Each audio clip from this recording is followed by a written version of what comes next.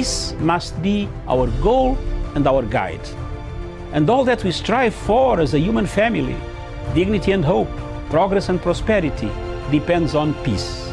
But peace depends on us.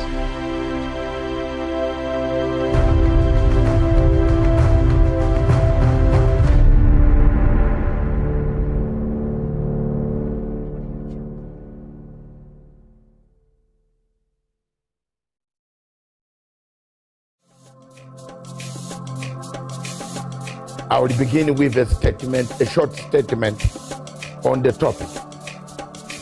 1.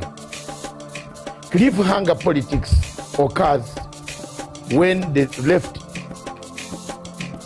hits the right hits the center hits the north hits the south. The state of confusion over taxation in this Republic of Kenya leaves a lot to be desired.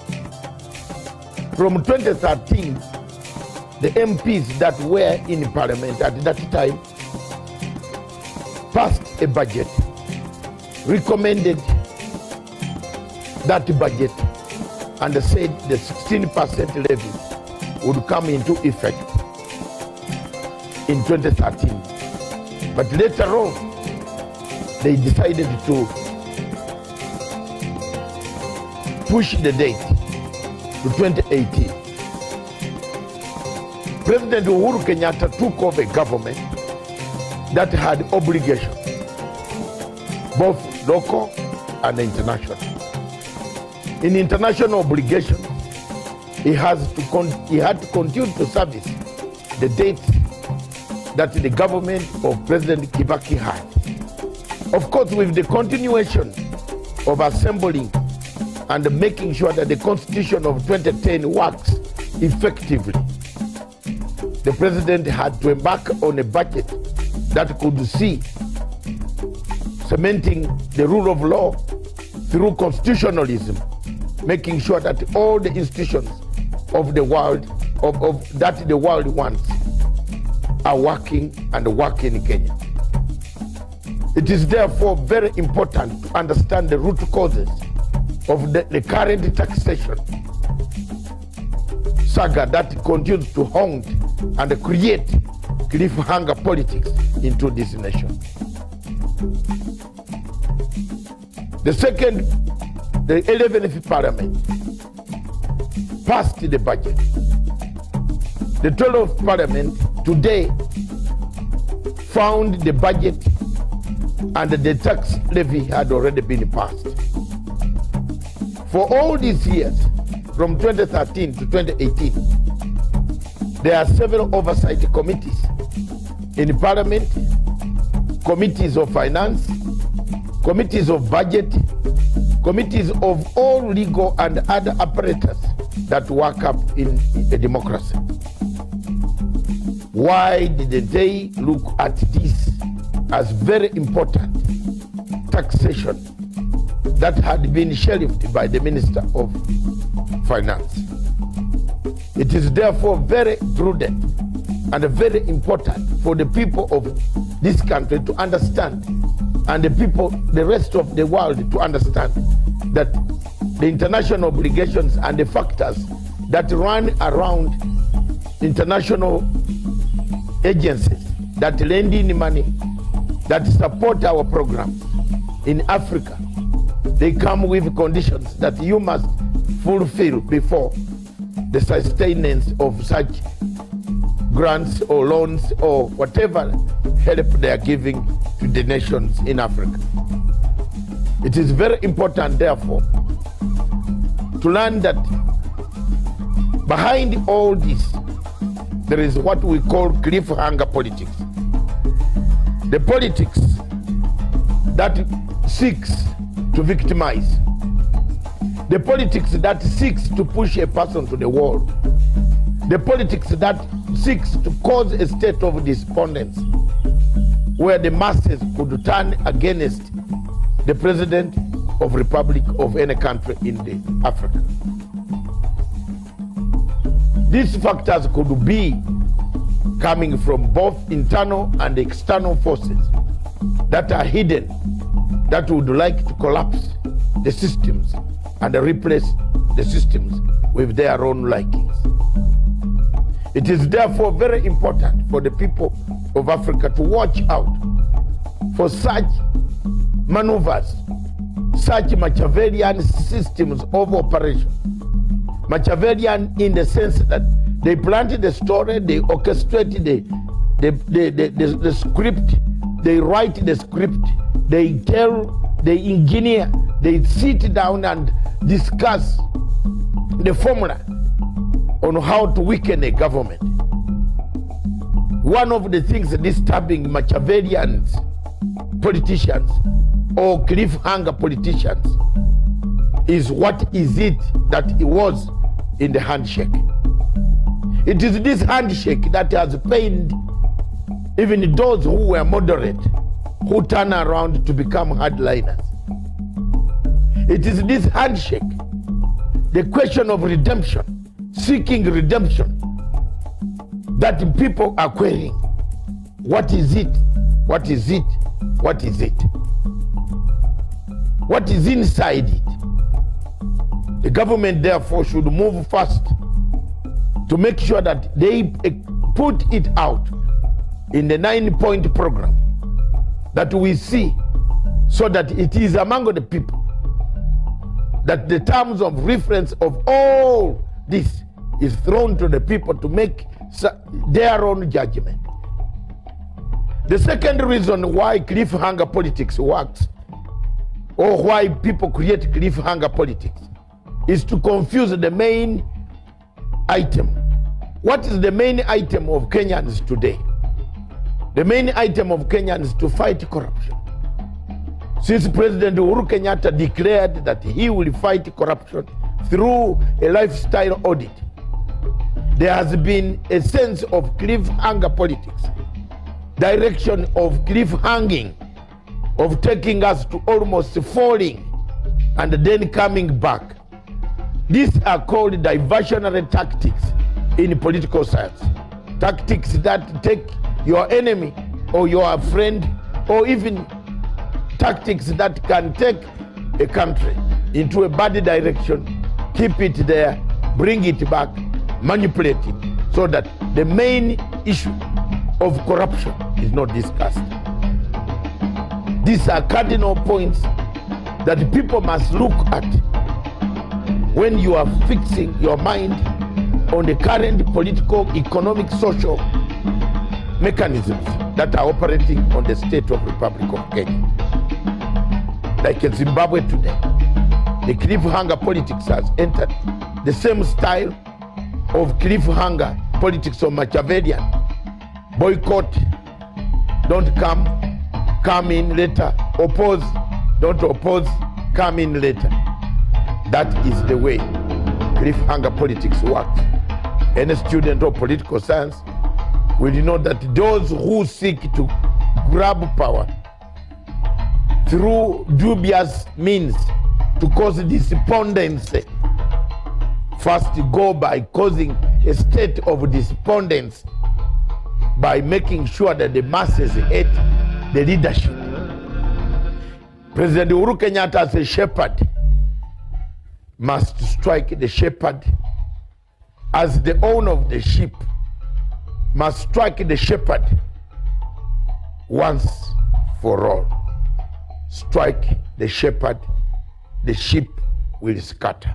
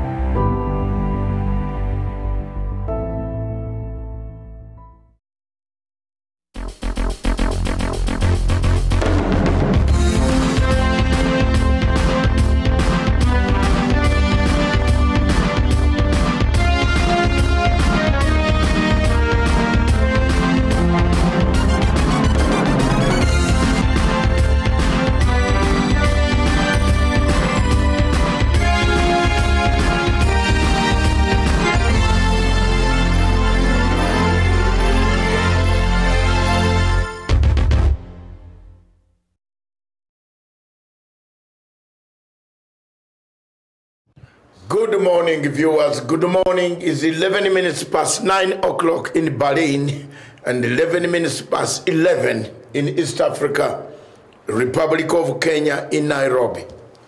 Viewers, welcome to Punchline Africa TV on a great Friday. The days that Jesus had left the port of Capernaum after feeding 5,000 people. On his way towards Jerusalem, we Christians believe we are in the period of Lent, and therefore those who insult us, we don't insult back. Those who beat us, we don't beat back. Those who hate us, we don't hate back. That's why we've become taking all the decisions, all the insults, all the molestation, very organized together with my colleague. We have served you the whole week. We continue to serve a Pan-African dream, a dream that Nkrumah left us, that there must be an offspring one day on this continent who will keep the dream going until Africa is united. We've been in the studio to conduct these 2 hours of marathon discussion on purely African issues, starting from corruption, the dented image of the judiciary in Kenya. Supreme Court is dead. The image is dented. All judges are struggling for their lives. How can you have governance when one arm of government is dead? Then we shall look at Africa. What is this? Is politics, is corruption in Africa? The war against corruption in Africa politicized? Yesterday we looked at integration. And we leave it to President Museveni today to make his maiden lecture speech at Jomo Kenyatta University, or Kenyatta University in Nairobi, of which it is supposed to start any time now. Your Excellency, there you are. Look at some of the views that many Africans, millions yesterday, poured on this platform. The obstacles towards integration of Africa. One of the obstacles I saw before I give way for Miriam to conduct her African news is, if you cannot even allow a neighbor to bring jobs to your place by a neighbor building a dry port for you. Have you seen how many what Kenyans are saying on social media? Have you seen it? Have you seen it? Have you seen it yourself, Museveni? President Museveni and President Kenyatta. Do you see this? Do you see the generation you are bringing up? You see the generation you are bringing up. You condemn most of us. Some of us are being talked about. But you see the generation you are leaving behind. Today on social media, on the media of Kenya, the whole last night, that even people who have gone to school, who have even studied elsewhere, abroad, not in their countries, are saying, why did you give our land to Mr. Museveni? Honestly,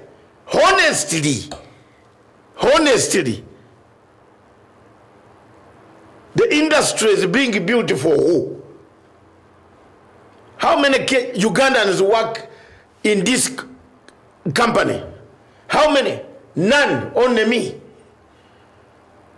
Only me. I'm the only one here. But the rest of my staff are Kenyans. We might not be having a good environment in terms because we don't do corruption. But had we done corruption, we would be doing very well and stealing many other things. But there are Kenyans here. So if Museveni is building a dry port in Naivasha, he's not building it in Kampala. 3/4 of the workers, whether you like it or not, will be Kenyans. Jamen, is this the society you are building? You Africa. You Africa, as you go for that integration, Mr. President, lecture, look at this. Let this give you an example of the type of life we have.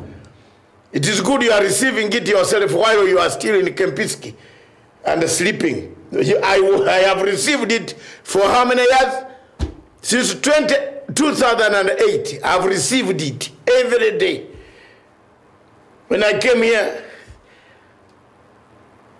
to stand against Ocampo, I received it.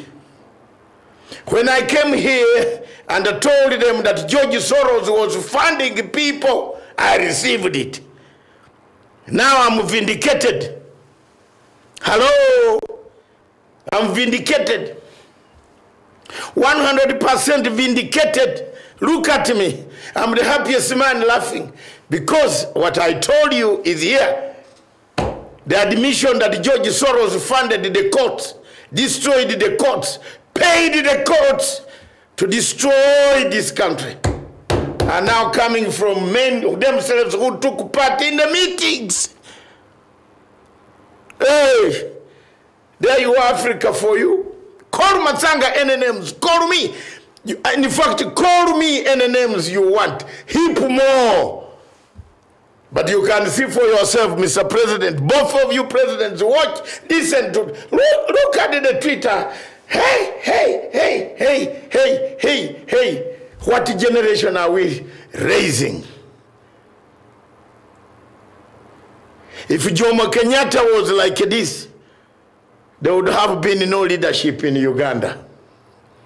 If Oginga, the late, was this, there would have been no Luo who survived in Uganda, or Kenya, or Ugandan. Where did we get this type of xenophobia? Where is the thing coming from? Where is the xenophobia coming from? And it is mainly coming from one clique of people. I'm telling you, specialists who tell you go home, pack up, go home, you have taken our land. Now they are saying Museveni has taken our land. How did they are saying, how did Uhuru Kenyatta give this foreigner? You say, can you believe this? Is this the life that, is this Africa? Is this Africa? I am asking, is this Africa that you want to integrate? What happened to us? Where is this leading us? Where is this nation going? Where are these nations of Africa going? We are heading where? Is this Africa? This is the worst xenophobia that I have ever seen. I'm sorry, I'm disgusted. I'm one of the few people. I might have my reservations about President Museveni, but when it comes to creating jobs for the younger generation in the area, in the region, by building a dry port, a land that has never been used, it has been there for millions of years. And if he's going to change it and get an investor or investors coming in to put up a port, not for Ugandans, not for Ugandans, for the people first there to get jobs, and for the quick integration of transporting the goods across the region, then he is condemned throughout. Hey, Wagwan, is it the country we need? Are these the people? We Ugandans have got a very good sense of welcoming people. Uganda is one of the countries in the world that allows Somali, even terrorists, to arrive. Yeah, I'm telling you.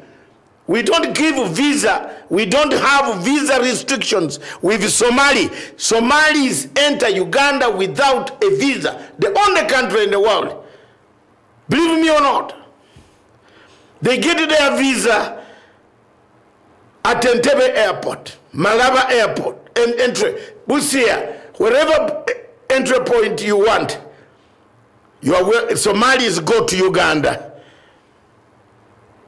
Nobody in the world can give Somali an entry without, I don't know. Nobody. We have open policy. Uganda has an open policy. I want to be very frank. You are talking of trade. The type of open policy in Uganda of opening up business if you are an investor is quicker than the type of some countries in Africa. One of them being the worst country being South Africa. You need to carry documents, a full house of documents, including your father's death certificate and your mother's death certificate if the mother is dead, in order to get a visa to go to South Africa. That is South Africa, you see, that we liberated. That we Ugandans pay the price for liberating South Africa. That we Kenyans pay the price for liberating South Africa. You need to carry a box of documents, including the father's documents of death, of what or what, to get a simple paper of a visa to go to Johannesburg. Is it the Africa we are looking for? Where is this Africa? And the leaders all fly. When you see Ramaphosa flying, enjoying the food in Uganda, even marrying our women, the son marrying our women, it's for free. But if you want Ugandan to go to South Africa, you must carry documents, one full box, in order to justify, yet you have your money, the rands, you are going to spend it in Johannesburg. Is this the Africa? Tell me something else. I want to thank President Uhuru Kenyatta for giving Africans a chance to come into this country, Kenya. You get your visa at the entry point and do what you want, as long as you are not a thief, as long as you are not Boko Haram or a terrorist of Al-Qaeda, because we shall fish you out. But as long as you want to do your business, you can do it. Thank you very much, Mr. President. That Pan-African spirit must continue. Nobody should tell you otherwise. It is here that the Pan-Africanism will spring. It is in this region that Pan-Africanism will spring. Those malcontents, the few of them who talk about ours, this mine, this where, these are few. Millions of Africans want a united, focused, one-voiced Africa. Another thing, before I allow Miriam to hammer her news of Africa, give me another 5 minutes. I have told the people that George Soros is here. I have told you every day. The worst thing is a prophet, black, is never understood at his own countries. People in Africa prefer a white professor to talk to them than Dr. Matsanga, who even studied and beat some Bazungu by high marks to talk to them. That if you gave me an exam with those Bazungu, I will defeat them, I will get 9.5, because I might not be able to speak the accent. That's all. But in an exam, I will beat them. But when you come to talk to some people here, some merchants who are dribblers, dribbling merchants, they misuse information. They talk about so many things. They allege, they hold hostage, they play Machiavellian politics. See where we are. George Soros came here in 2017 and has been here in 2008. It is George Soros that paid for the witnesses that went to fabricate information to the people, the two people, President Uhuru Kenyatta and Deputy William Ruto, plus the other four. It was George Soros. I told you a long time ago. 2008, I was 100% pure. You couldn't touch me on the question of ICC. I was the most hated. I was the most arrested. I was the most vilified with the international community. I lost my job in Sky News because I stood for the fact that Africa cannot be blackmailed by Kofi Annan and the malcontents of DSGE, of the French intelligence system that kills Africa on a daily basis. If you want me to say the truth, I have said it. So kill me. Look at what is happening in Comoros. Look at what is happening in Comoros. Go and tell me. Every government in Africa is forming two governments. Every nation in Africa is forming two governments. In Uganda 2020, now we have another secret parallel government formed by a malcontent called Besigye, whose plate was removed, then he shouted more. Some of us have been fighting the same characters for a long time. But when his plate was removed, is when he turned to realize there was some sanity. No, some of us stand firm and are not going to be belittled. You can belittle me today, but you will not belittle the spirit that will come. Believe me or not, belittle me the way you want to belittle. But the spirit that is coming is heavy. Let me tell you frankly, ladies and gentlemen viewers, we are forming governments, parallel government. Why is it that every country in Africa going to elections, after elections, we have another parallel government? Comoros this morning arrested the leader of opposition because he formed a parallel government. In Nigeria, after the elections, they botched fraudulent elections of Buhari. There was no election in Nigeria. There was nothing like an election. 84 million voters, 28 million only voted. 54 million stayed at home. Buhari, finish Al-Qaeda, remove Boko Haram, then you can call yourself a president. Otherwise you are not. Look at that. Is that an election? They are in court. After the court battle, Atiku is going to form his own government. A parallel government in Nigeria. They will start friction. The army is going to come home. Another coup is expected there. Because the fight in Nigeria is not Atiku and Buhari. The fight in Nigeria is between General Obasanjo and General Buhari. General Babangida and General Buhari. Whoever has the biggest support in the army, by the end of the year or tomorrow, the next year, when the Buhari falls sick and goes back to London hospital, there will be a coup. I've seen it. Believe me or not, it's going to happen. But mark you, the country sponsoring this coup is one European country. One European country. Watch out. That George Soros. Anywhere, President Museveni must be hearing this. Anywhere George Soros passes by, step by step, follow him. Because there are many. You are already surrounded by plenty of George Soros. Kenya is surrounded. The judges are gone. The judiciary in Kenya is dead.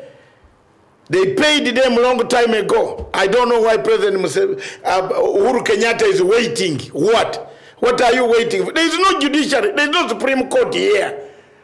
Mr. Maraga went to not Jerusalem, Jericho, not even Jericho, Damascus. He needs to repent.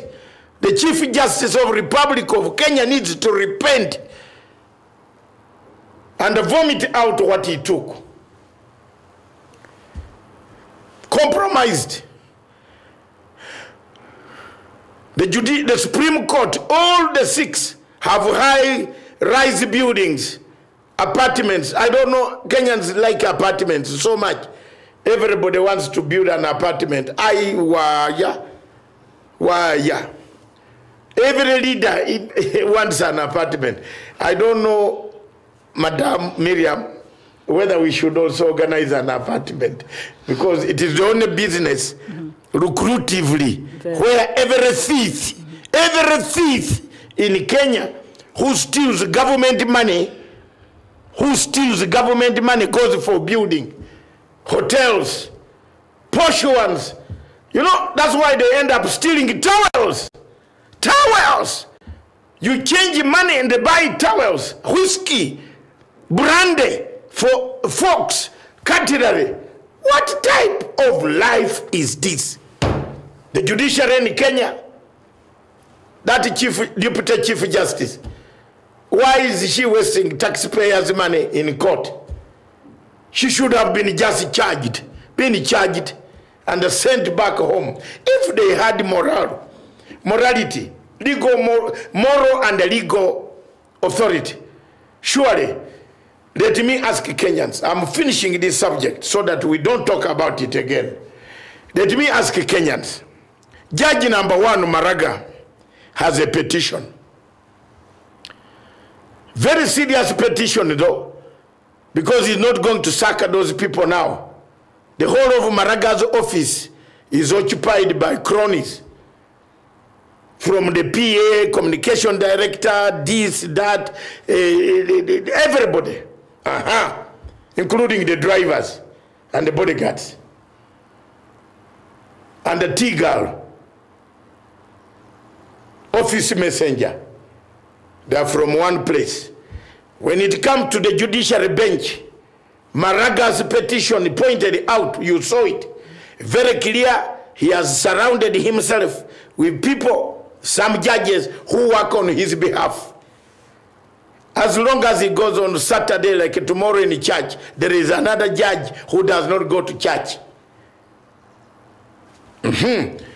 Chief Justice cannot supervise the court, is incompetent, does not have enough capacity in terms of intellectualism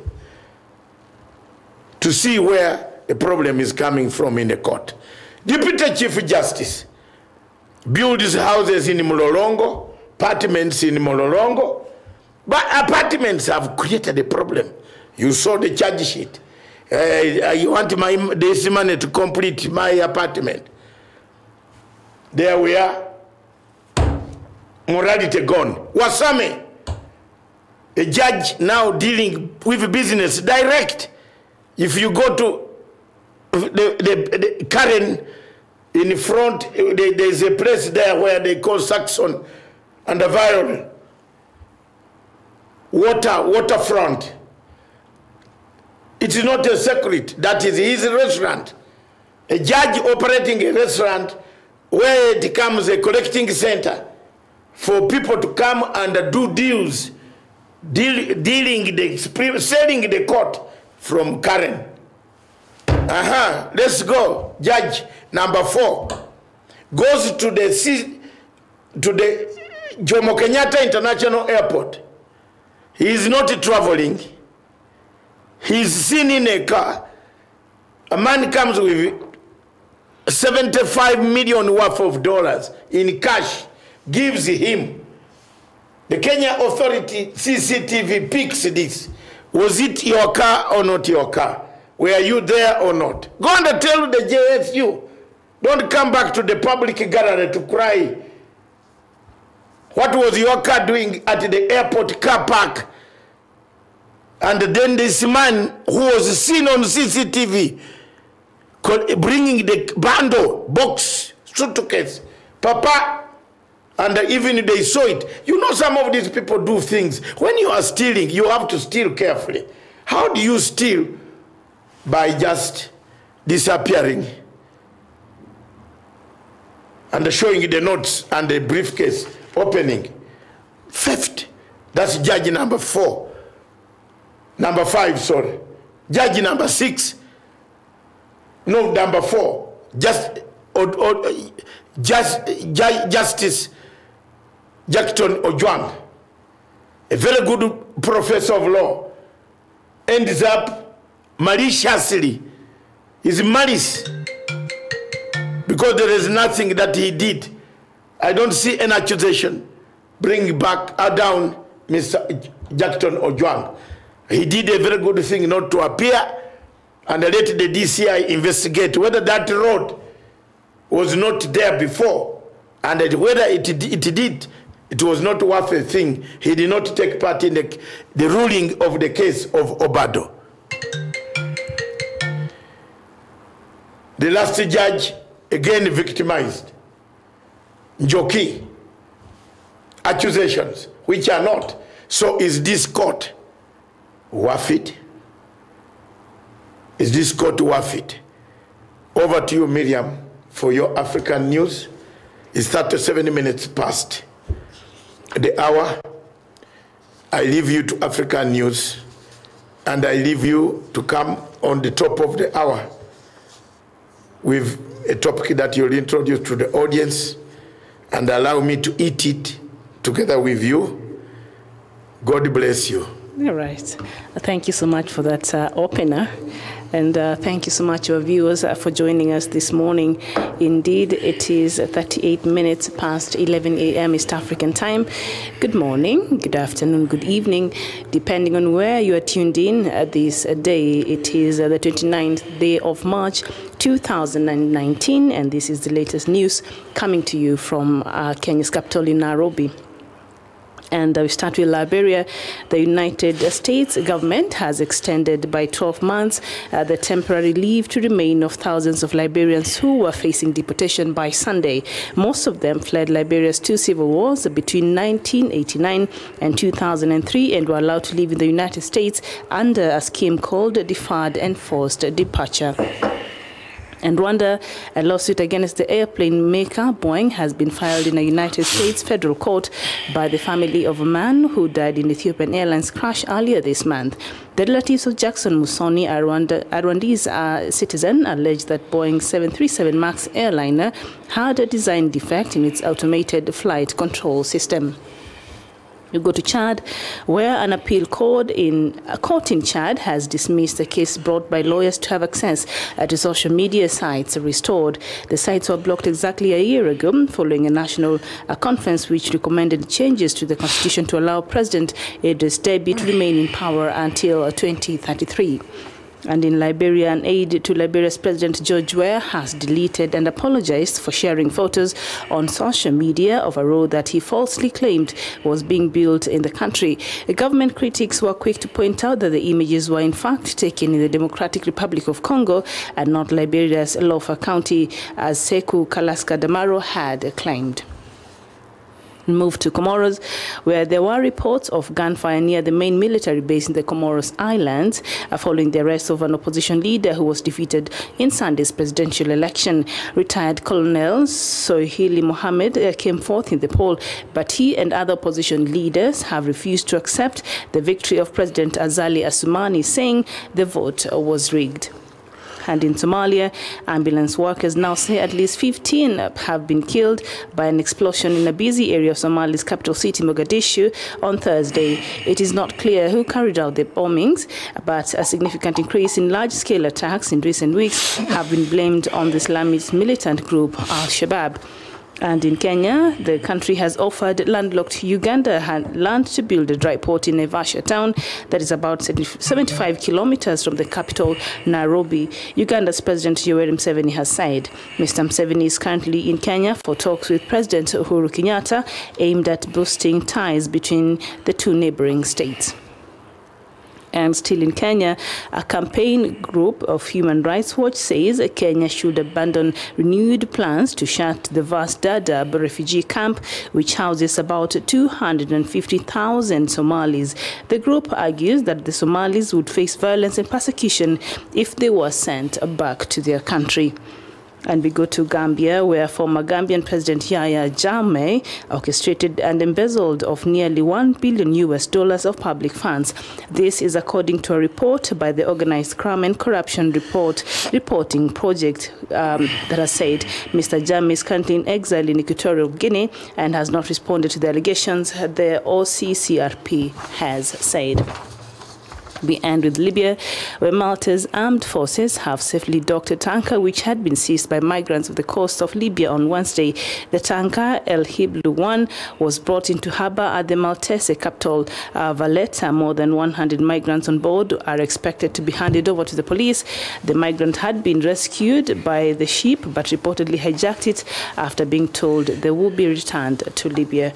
And that is the latest news. And if there's anything happening where you are, wherever you're watching us across Africa, indeed across the world, please share with us on our comment section and we'll be able to share with the rest of the world. Remember, you can always interact with us through our Facebook as a platform and on Twitter and also on YouTube. Thank you so much. I am Miriam Ogutu. Good morning.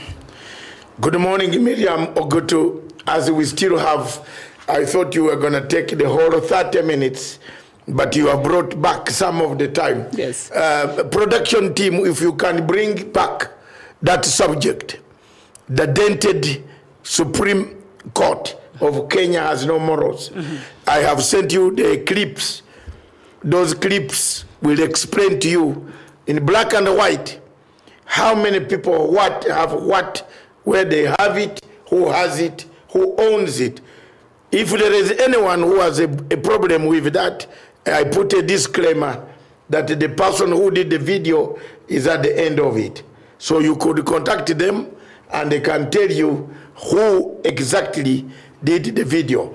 So we shall have a disclaimer, that is it. But we have brought the facts as they are, they have been done. They are on the show. Stephen, bring them on. But before we go there, before I come back to you, as we finish with the African, we still have plenty of time before the top of the hour. If you have anything that you want to ask. Yeah, we could look at some of the news I've read through the African stories and just some of the countries before we get to the end. I see one of our viewers at your desk. Oh, the clip has come. Okay, good. Sorry, Miriam, you can lead us through the clip because you have harsh, sharp eyes. That is Justice William Wasame. Willie Wasame here, his own petition. This man is a member of the JSC. Now, the petition has been leveled against him. Is he going to hear his own petition? That's the question I'm asking. The free bribe tiers. This is, satire brought in. You can see each one what he has, how much they have. This is not satire, really. This is serious facts. These are these are allegations. Yes. I don't know if I can't confirm myself if they're facts, but I'm sure you know. Yeah, but these are not allegations. They are facts. Okay. In fact, we picked these facts from the petition. Ah. Okay. There's a petition, for example, on Wasame, which says he was corrupted, given money in the build. Can Wasame come and say the Vayol and in waterfront in Karen is not his? Oh, those are his restaurants? Yes. Oh, okay. That good restaurant you see there. Yes. Where you find all these well-shaven lawyers. It's very nice. Organizing the DNA, the real money, the real cash. Yes. Coming, when you see a lawyer leaving his tea and running out, he's going to pick something in the boot. Okay. You see? Okay. I've told you that this you can go to the person who did it. And I think that's why maybe we need to listen to some of these cases as those start hearing. Yes, because we really need to get. Now the question why we have brought these three guys is they sit on the JSC. Are they going to vacate? You see, they have complicated the JSC. If the Chief Justice is not on the JSC, who is supposed to be the deputy? It's very complicated. The deputy is also in court. Now, you see the dilemma Kenya finds itself. Kenyans want justice, both delivered in other cases and on the cases of corruption. Yes. But at the top of the judicial system of Kenya, there is rot. It is rotten. I mean, this is still the truth. It is rotten. It's dented. The moral and authority and the legal authority is gone. A judge has gone to a car park in Jomo Kenyatta International Airport. He's on CCTV receiving 75 million. And what has the police done about it? That's why now... Has the DCI followed that trail? No, but they have covered themselves in JSU. Some are saying now we go back. You notice that every judge is saying DCI come and invest because you know why? They can't go to a rotten JSC because there is somebody in JSC who is fixing them. On this case of the governor of Wanjiru. Okay. You get me? Okay. Yes. 2 judges did not make the list. Made a dissenting opinion. Yes. Who are those? Justice Maraga and Lenaola. They distanced themselves from the rest 5. Now, the judge Maraga himself is screwing the same court because he did not agree with this ruling of Wanjiru governor. He did not agree? He did not agree. He gave a dissenting view. Yes. He said this man stole certificates. That is his view. That in his view, this man should not be the governor. But in the view of the other 5, they agreed that this man can be the governor. Because of the following reasons. Yes. And because of that, the lawyer representing the governor who was knocked out, who did the petition, the intended petitioner, or the petitioner, okay? Yes. Who was Grand Mullah Abdulrahman Nasir, yes, represented that man who lost, who had said the governor of Wanjiru documents, education papers were not worth it. They were caught on the streets of Kawempe and Kisenyi and Kabalagala in Kampala. Okay. I want you to understand this so that you don't get a shocker. I'm following. Now, yes. What came out of all this is that Grand Mullah says, Mr. Chief Justice, you were right to have dissented. Because these guys took a bribe. So Mr. Grand Mullah did it with his money. He has a lot of money. He put private investigators on smoking Wanjara to see where his car was going, how it was being driven, who was inside, until he found this car in the car park of Jomo Kenyatta International Airport. Wanjara was not flying out, neither was the occupants flying out. But the commodities were flying in this car. Took the CCTV. You know, when you have the money in Kenya, CCTV can come like a water. I'm speaking American Macau. They tampered CCTV. They didn't tamper. They got it free. They got the part of that. Yes, if you any investigator can get it quietly, or clandestine. The person that was investigating got part of that. Yes, got because he was. Grandi Mula did not sleep. He was after losing this case. Okay. He brought evidence. I'm not getting anything from anywhere. Yes. From Grandi Mula's petition. Yes. He said Smoking Wanjala was paid 75 million 75 Kenya shillings in dollars. In dollars. That is 75 million in dollars. Yes. That's portable. Portable money, not well like that. And it was put in the car. He took CCTV, the picture, divided amongst them. Okay. And they even went further to narrate how much each of them got. Why? He has the breakdown of the deal. Yes, it is in the petition. Yes.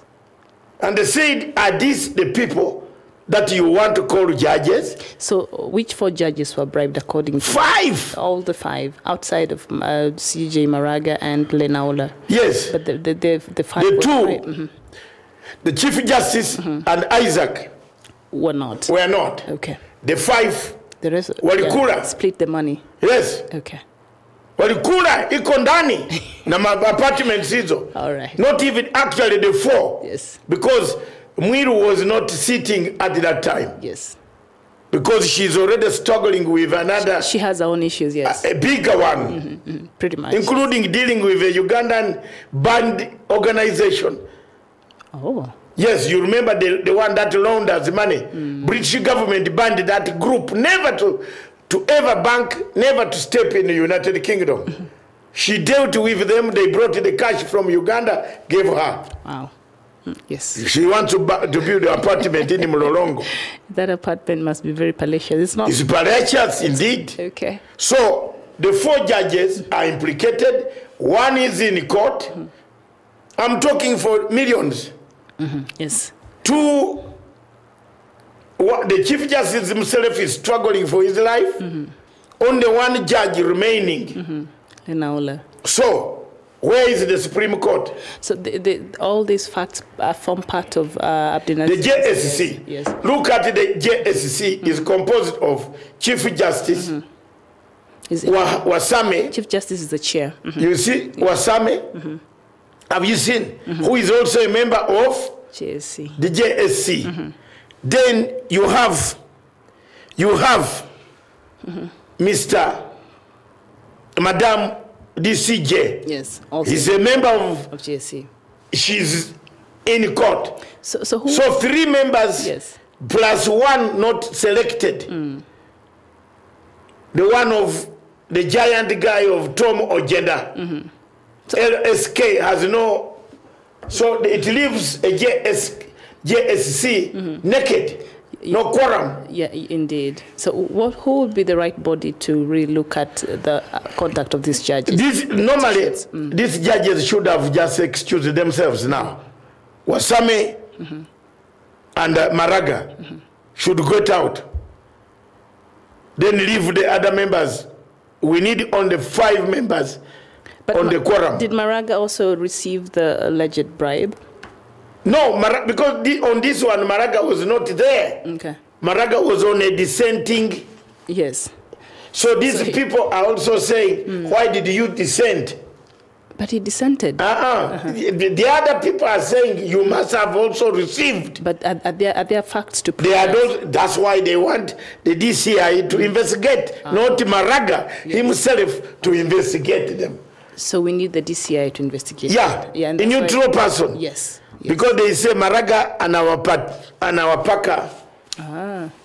Okay. Dongo. All right. Is it Dongo? Kupaka nini? And is he Kupaka. incriminating? Mad is called what? The dat. Yes, and our Paka dat, anasema hawa wali receive, so they cannot go before Maraga. Has Maraga come out in public to really say that, to say you guys received the bribe? Is there something to prove that? I mean, the thing was very clear. Okay. Didn't you read the petition? I went through it. The petition of Grand Mura states 4 judges got $75 million shillings. Yes, and divided it between themselves. Yes. So I think this is a case that is really on public interest, and I really want to see how it will go. And it should be let to be in public. The public should see how this case will go. That's it. Yes. So my question today, this morning was, is this court worth it? That's all. I don't know what Kenyans think about it. But can you have a court mad with a lot of... It's very dented right now. It's dented. And tainted, yes. It's dented. So what the president should do is to sit down and call Chief Justice Maraga and his team and tell them, my friends, we can't move on. People have no confidence with you. People have no confidence in the Supreme Court. Can you take your case of a cat and a rat? When you hear of a man demanding 75 million shillings, when some Kenyans have no 100 shillings in their pocket, some of us don't have even 10,000 shillings today to run, and someone is receiving 75 million shillings. Going to build an apartment which is built. You know, all these apartments are built hurriedly. When earthquake comes, God knows to look for those type of apartments. Oh Lord, I hope not. I hope not. You see, we had a man in National Health and Insurance Fund, an office messenger, a receptionist. He had 8 houses. Townhouses. Each 8. worth 35 million. And he went and bought a Range Rover. For himself and... For himself and a judge girlfriend. The judge girlfriend. A white Range Rover. I can bring the evidence here. The Muhindi who sold the Range Rover on Gongo Road, the showroom said, yes, we received it. And he refused to take it back. That Range Rover was on the court, in the court premises all the time. We took photographs. Once we flashed it on this TV, I did. They tried to take it back. The Muhindi refused. Now that Range Rover has completely gone away. It's been packed. The judge is there. The judge is She's a judge. The same day, following morning, that judge woman, the lady woman, issued a warning to us, to me and others, that if you ever do anything on social media regarding this case of my boyfriend, have you finished? Have you seen the article? Hallelujah. Yeah, and the judge is there. Because she comes from Maraga's place, she has not been touched.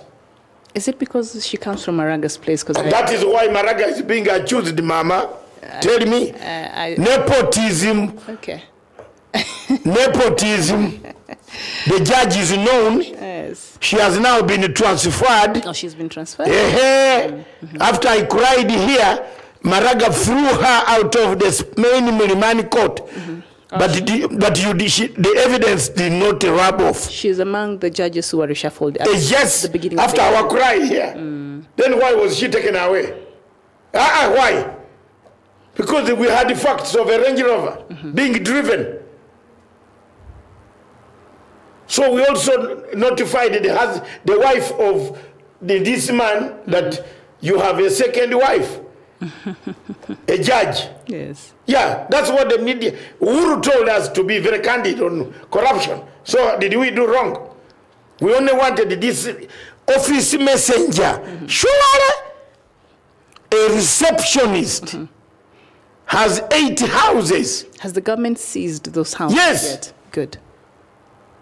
And then because the same judge woman wanted to refuse the order to go through.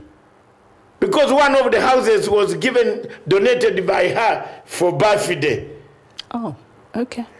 Birthday, my foot. A house for a birthday. Yes, a birthday present, man. Not a bad. People, you know, people in Kenya, there is serious madness. Yes. You don't know that.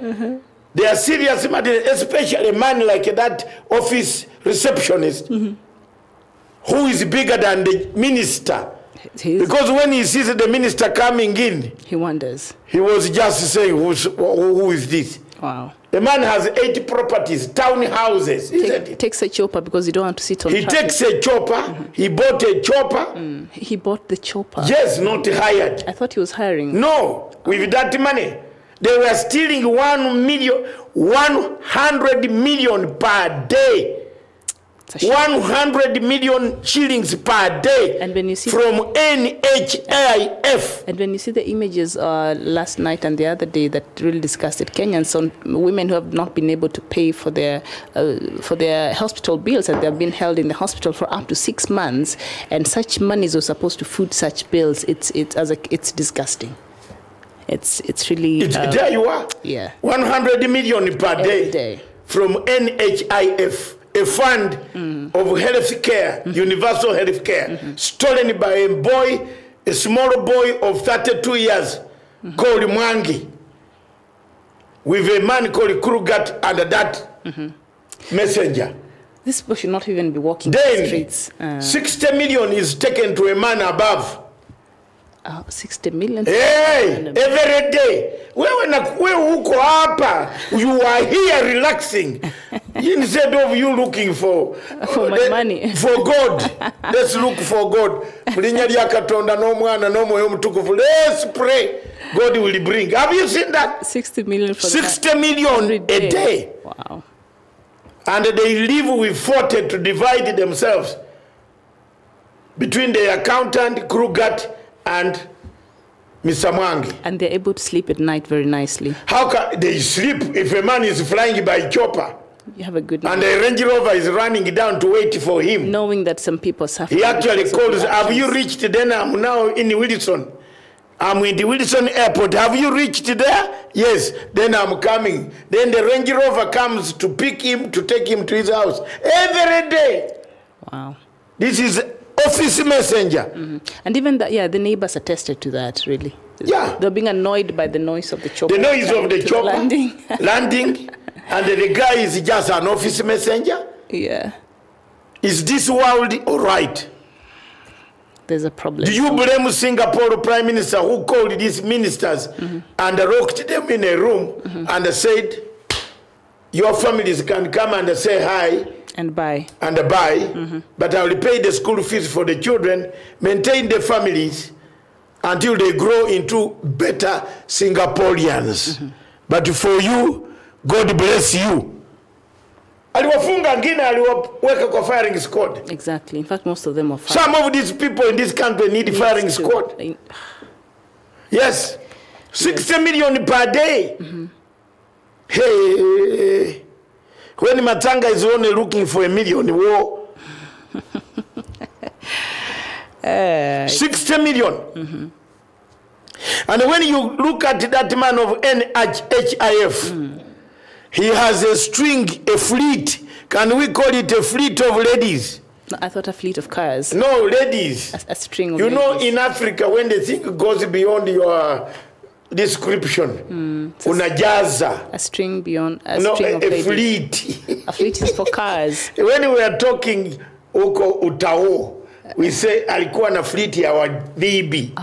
To exaggerate the number of ladies. These ladies in a nightclub. If you find that Mwangi in a nightclub, you can cry tears. With skinny ladies, 6 of them. What do you do with them? What are you going to do with them? And they are drinking up to 5 p.m. Then they are here because of bail. This year he brings the work. Some people are frustrating even the DPP. I've just investigated last night. I don't sleep. I've found out DPP when he comes back from London. Yes. I'm going to tell you. Yes. Yeah, I know what to tell you. Don't worry. I know your number. I'll tell you. Yes, DPP. Iko shida kwa ofisi yako.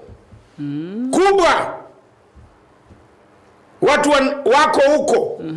They are paid money. Change the whole stuff. He inherited some and then, stuff. Yes, you inherited wrong. You are a soldier. You are not a civilian there. Mr. DPP there, man. Change. There are some people there who are very bad. They change, they moderate charge sheets and they are paid money. I got this yesterday. You know, contrary to what these people do, Miriam, yes. Do you know I have so many friends even in the court? That same court. There are very many, they say this is happening. They are the ones telling me, this is Duke Maraga. This one, he called the judge and they said this. We know it. We are friends there. You have snitches there. Snitch? No, not snitch. I do real work. I'm an investigative journalist. So you have snitches there. Don't worry. How did I bring down Ocampo? I brought down ICC to its knees. Yes. Because I could even know what Besuda was eating that night. Oh my goodness. I can even tell you right now as I'm here. If you ask me where Besuda is, I will tell you, give me only 20 minutes. And what lunch, which hotel she's going to. Don't joke with me. Bensouda will get a restraining order. Let her go. What can she do? What can Besuda do? Apart from, let Besuda go and attach Israelis. Let Besuda go and attach one American, even a half a leg of an American. America refused to be. Go and attach. Wewe unakuja Africa, you are coming to Africa. Go and attach one Israeli. Besuda my foot. Go and attach one Israeli like this. One leg even in the ear of Israeli. And you will see how they will come for you. In the Hague. So what can Besuda do to me? What? What will Besuda do to me? When I know what she has done, even now, I have something that is gonna blow to bring the court down. Whoa, you don't know. I followed everything. You know, for me, I gather this information, pile it nicely, deliver it nice. When I come to deliver, you are finished. Is Bashir case anymore? Bashir is going to go free. He's arranging exit. Hand over power. Haven't you seen the way he's handing over power slowly? Yeah, exit. He's going. Because the case of Bashir ended the day Matsanga went to court and placed documents that came from United States of America. You want to tell me there are snitches there for me again? No, I'm listening. They gave me the documents. So now why do they blame me? I filed the documents from US themselves. They wanted to cover, because this could, if it was found out, they would be in trouble. I had to go to the ICC and I filed a full document, accusing the presiding judge, the OTP chief prosecutor Rui Moreno Campo, who admitted that he used to have money problems and he had to get extra millions to gamble. Wow. You saw that statement. A gambler, a PA had 17 million. Were they selling, slaves, tobacco, gold, cocaine? I wanted to know. I wanted the court. I filed in the court. I asked Besuda. Besuda started panicking. He said, don't touch Matanga to come here in this court. This court is gone. They feared. Nobody told me. Then they started resigning one by one. Registrar resigned. The chairman of OAM resigned. The judge herself left and said she doesn't any new term anywhere. But they have forgotten I'm looking for them again. Because the Secretary General of the United Nations has given us a lease of life by saying the ICC must be investigated, OTP. Why in all these cases, each case is collapsing? Yes. The case, this Ugandan man you hate so much, touches. Every case I touch, it goes down. Don't you see the spirit that God has given me? Hallelujah. Every case I touch. But even not just that, because there's a lot of money that is being spent at the ICC. So if it's not meeting its mandate that advised its formation, then actually it needs to be investigated, because they're worried of the amount of money they're spending in that court, and if they're not getting the value for the money, and the ICC doesn't seem to be carrying out its mandate, then it should be investigated. Yeah, exactly. Very much so, yes. From the case of I cried. And I want to take this opportunity again to thank the British government for having listened to my cries. Thank you very much, Foreign and the Commonwealth Office, for listening to my cries, and you released Said Gaddafi. Yes, we had to release that young man, to leave Gaddafi's, at least an offspring of Gaddafi in this world. Tomorrow maybe he might help Africa. President Museveni is here. He will cry the same tears like I'm crying now. Gaddafi should not have been killed. We would have rescued Gaddafi and left him so that Africa can utilize some of his assets, and Libya remains a stable state. Some countries divided Libya. Look, you have just read there. Yes. Africans capturing a ship. It's really sad events happening in Libya. We are being traded in like slaves. No, there's actually a slave. We are slaves cut by ISIS. ISIS men chop our heads because of a stupid country in Europe calling itself a superpower coming to dismember Africa. You wait in Kenya, they are here now. You will see. You will see. It's in your own. George Soros, David Ndii has admitted. It is here now on record. Yes. I told you people, and you said this Ugandan makes a lot of noise. You see, there are people in Kenya who hate Ugandans just for the sake. They hate us. They now even hate Museveni. Really? Yeah, they have hated Museveni for this land in Naivasha. Why? But Museveni is different. My. I think Ugandans, we've been living very, we coexist very well. No, for me, I coexist with you. No, there are a lot of Ugandans I willing there. Yes. We don't even think you're Ugandan. We're just happy that we can coexist. Yes. But there is a certain tribe here. Tribe? Yes. Is it a I don't want to say it here. Is it a clique of a political? It is. I think it has a problem with me. Okay. When you write something like this, they own you. They own you. Yesterday I wrote. And you see, for me, I don't write a lie. These guys went somewhere for a meeting. They were unaddressed. Even Orengo was unaddressed. What do you mean? Hey! Literally unaddressed. Orengo should not tell a lie to public. Was it very hot? Hot. The room became hot. It's too much heat, you know. So you tell me Matanga told a lie. If you are in a period of Lent, we are all Christians. DP is a Christian. Mulukomen is a Christian. Were they part of that meeting? Duale is Muslim. A Muslim. Lusaka is a Christian. Was there no unaddressing there? Hey! So what happened? Yeah. They have now come on me to say, Matanga, were you there? I don't need to be there. All those guys are my friends. One of them was crying tears to me in a gym when we met. That it was hot. It's not me. And the public of Kenya need to be told that some of them who have large mouth, some of them they were told, if we started on you 2 hours only, you are in committee. In committee, 2 hours, you are in committee. Committee! The man will not speak again. Did you see any rally last weekend? That's the end of the rally. The end of the rally. I'm telling you now, good news.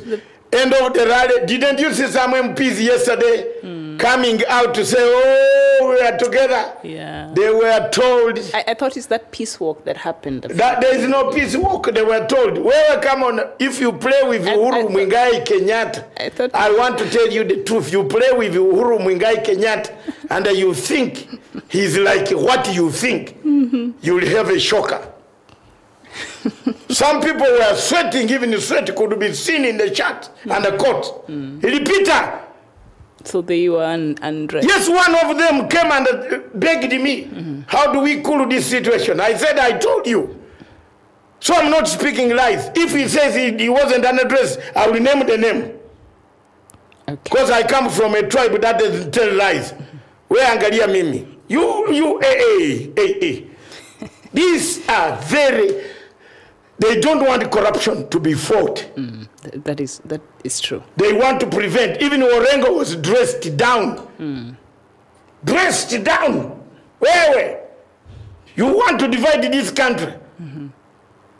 Orengo, with a petty impeachment. You impeach what? Stones. The motion can't go even 1 inch. No, it collapses. I don't think it's necessary at this point in time. You are going to impeach a man whom you have not convicted. And, yeah. Which law did James read? Me, I have a bone with James Orengo. Until he apologizes to me why he named my name in front of 3 million people in this Uhuru Park. What did I do wrong? Yet Orengo, when Moi was looking for Orengo ran to Uganda, we gave him sanctuary. Why did he target me? James, yes. I don't want to say the other part of what I did for you. You've said it. Let me keep quiet. All right. Remember, some of these people remember where they came from. They have now reached power. They have forgotten that they were saying, give me lunch at Intercon.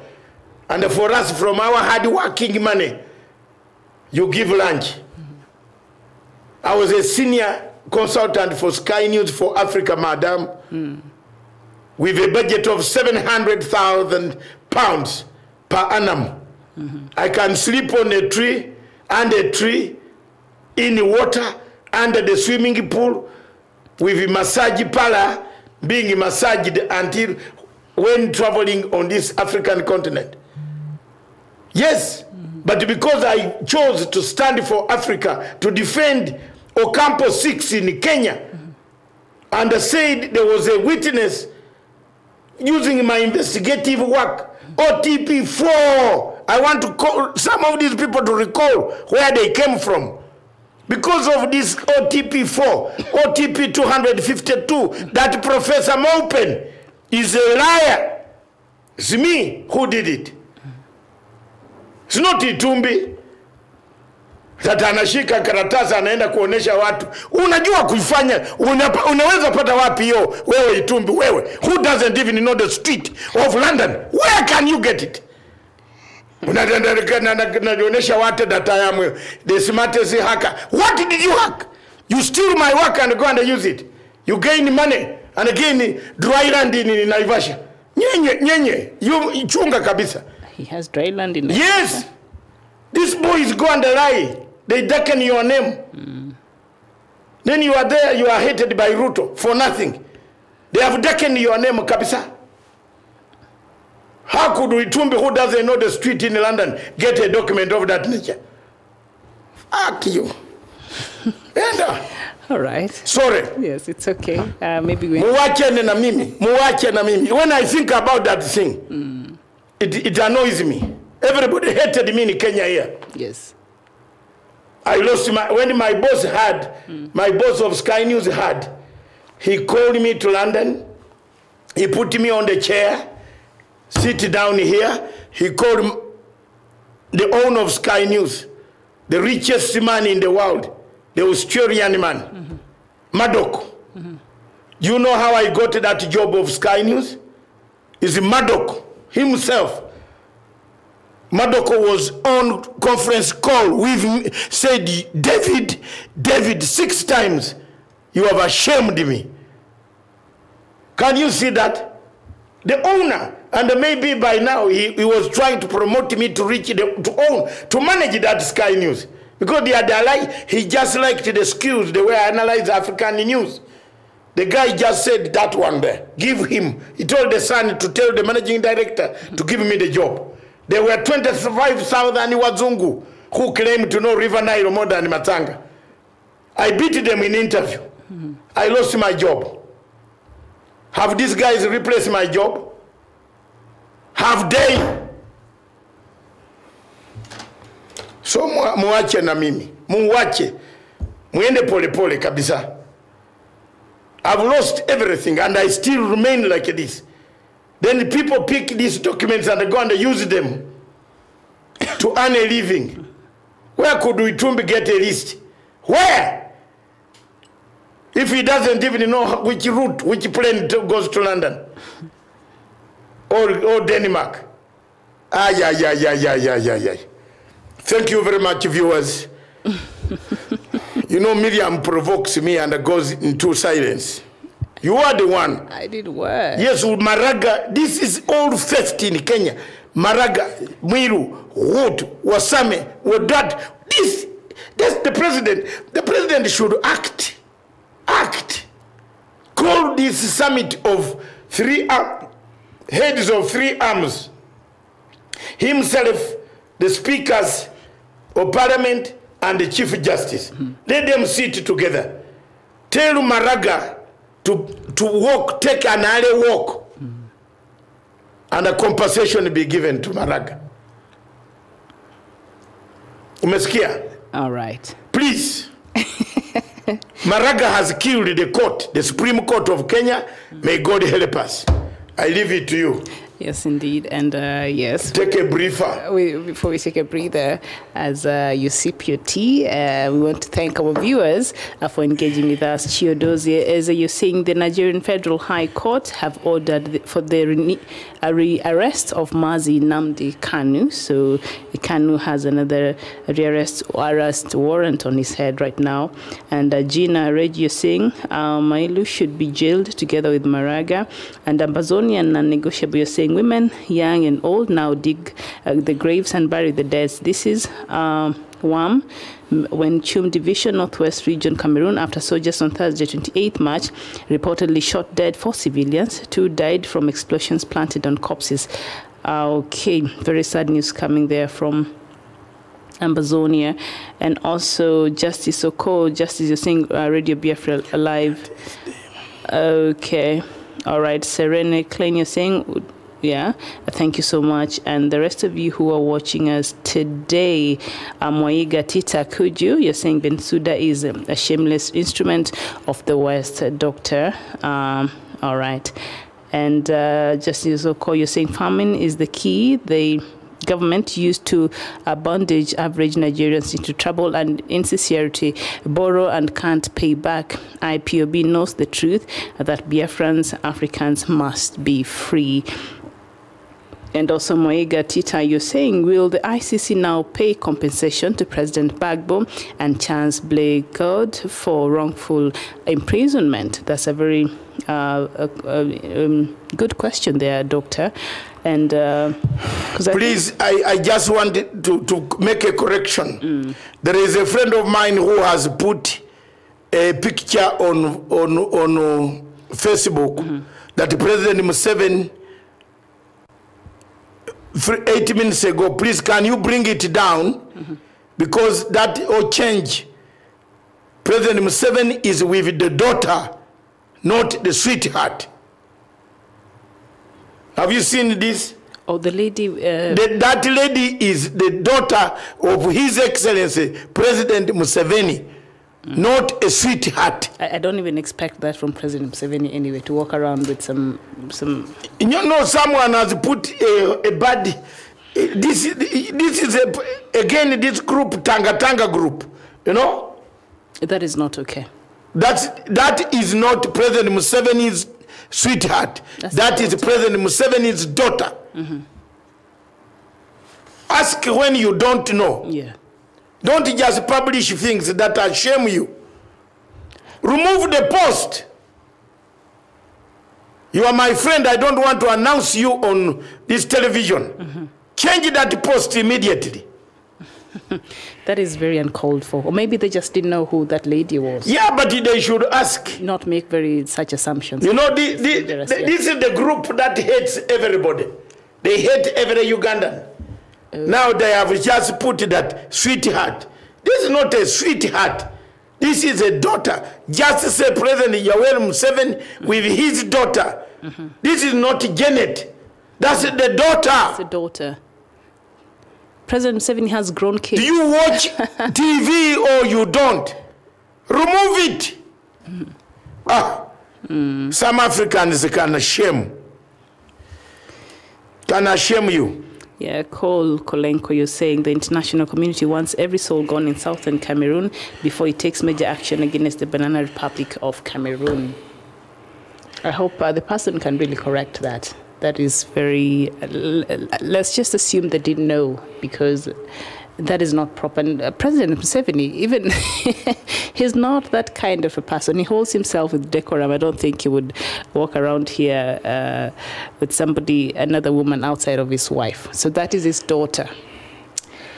Point of correction there. For I think since I know him, I know this man, let me ring him now.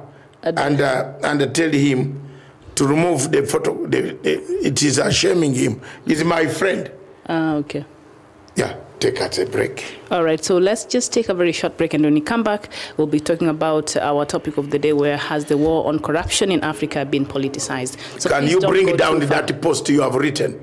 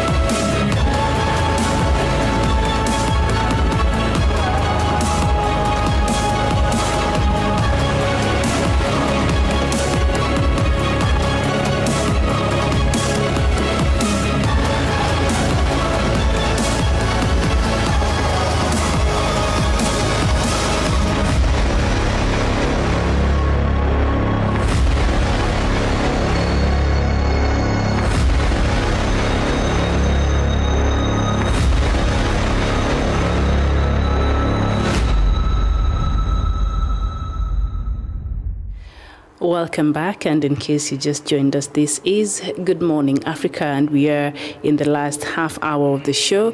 We've been here about an hour and a half, and so thank you so much for joining us, and thank you so much for our viewers who have been engaging with us since morning, and for the report that we're receiving from different parts of Africa in what is happening this afternoon. So our topic right now is we've gone through the judiciary in Kenya and what's really happening and the state of affairs in the Kenyan judiciary, and now we want to look at part, the corruption, and has the war on corruption in Africa been politicized? Of course, corruption in Africa is grand, both because of the huge amount of resources involved, as well as the social, economic, and political stature of the perpetrators, and of course, the beneficiaries of the theft. So a few factors that have really catapulted the corruption in Africa. But on top of that, is the fight against it, has it been politicized in the different countries in Africa? And maybe we start with Kenya. Yes, thank you very much, Miriam. It is true that corruption in Africa is growing and has become a disease that you cannot part with. It is also becoming a cancer in every country in Africa. It's not only Kenya, but because Kenya is where we are based, we tend to look at the quick examples. But when you look at the rest of Africa, you find several corrupt tendencies. And as you'll continue to interrogate me on this subject, you'll see in Kenya, what has killed corruption is what has made integration very difficult. Yes. As long as you have a war against corruption not fought, you'll never fight a war to integrate Africa. You'll never integrate Africa because corruption, every angle we talk about, every decision we make must follow. But when you look at the integration of Africa, you find that, for example, you cannot, the center of Africa Union itself is corrupt. You heard of the cases of where women have to part with one of their God-given assets in order to get jobs in African Union. This is a place where we thought we could have no corruption so that it can preach against corruption to the rest of Africa. So corruption in Africa has been politicized, especially in places where ethnicity, where every man, every woman supports his own tribe. They have politicized it. Okay. And what would you say to the unwillingness, or especially on those institutions or the politicians or the people who are in leadership positions, to really put more effort in fighting this corruption? Has there been some willingness? Or yes, some willingness in some countries.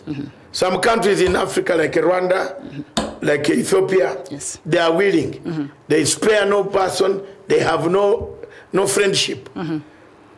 Uganda tried. President Museveni has tried to fight corruption, but then he ends up himself, being lenient to some people and leaving some people to be more rich or richer than the others, and then enrich themselves at the expense of the government. There, the war cannot be fought. In Kenya, for example, we have not seen a major pharaoh, a pharaoh going in jail. Yes. That will teach the people of Kenya a lesson that once you touch the money, you will go in jail. We have seen only poets and the jesters, but as Shakespeare said, the poets and the jesters being jailed. We have seen somebody who stole in Tanzania yesterday. We saw people who corrupted money, jailed for 315 years. 315 years. 315 years. That's what we need here. Yeah, in Tanzania, there was a jail sentence for 315 years on corruption charges, and they were sentenced. So they can appeal later. I can pass over to Stephen. This gentleman, 2 Tanzanians were sentenced to 315 years. There you are. And this is the type, is a deterrent. If you sentence people, instead of politicizing the corruption, sentence people, the corruption war will be won. And when you speak about that, there have been a lack of tangible results when it comes to investigations and successful prosecutions, and of course, adjudication of corruption cases, as we see right now, and that has really broken down the justice chain. So what other efforts we see right now? Of course, the office of the DCI is really working hard and sort of has renewed the hope of Kenyans. Maybe corruption can be fought in Kenya. So such institutions, what else can they do, to strengthen and to just give hope to more Kenyans that indeed it is possible to fight this urge of corruption, the scourge of corruption, and how is it that they can make sure that they bring to a completion with a successful, even jailing of these people, not just investigating and taking shoddy, cases to court that may fail to get the judgment that they really deserve. As you can see, I have sent Stephen the clip for Tanzanians who are jailed. It will come. But the points you have raised, what can we do to increase awareness? That's one. Can we put more resources in institutions that are dealing with this very complicated web of corruption, fraudsters, fraudulently acquired, or fraud being committed at the highest level? It needs money, laboratories, it needs a lot of research, it needs a lot of, security tightening around the issue. Who are those? Because we might end up those who are fighting corruption themselves being corrupted. Two Tanzanian men jailed for 315 years each for stealing shillings, Kenya shillings, 519 million fraud. Wow. Those two Tanzanians were jailed for 315 years. 315 years. I don't know when they will finish it, when the other world, they might die and still continue with their sentence in heaven. It's very possible. It's possible. So if we have courts that can do, we have courts that can do such things in Africa, then maybe we can have we can have confidence that corruption will fall. I mean, look at especially the Kenyan situation, and you see statements like the ones Orengo was making a few days ago. This vice president is corrupt and things like that. When these politicians come out here and they sort of look like they're politicizing the war against corruption, does this not undermine the people and the institutions that have been given the mandates to investigate some of these cases?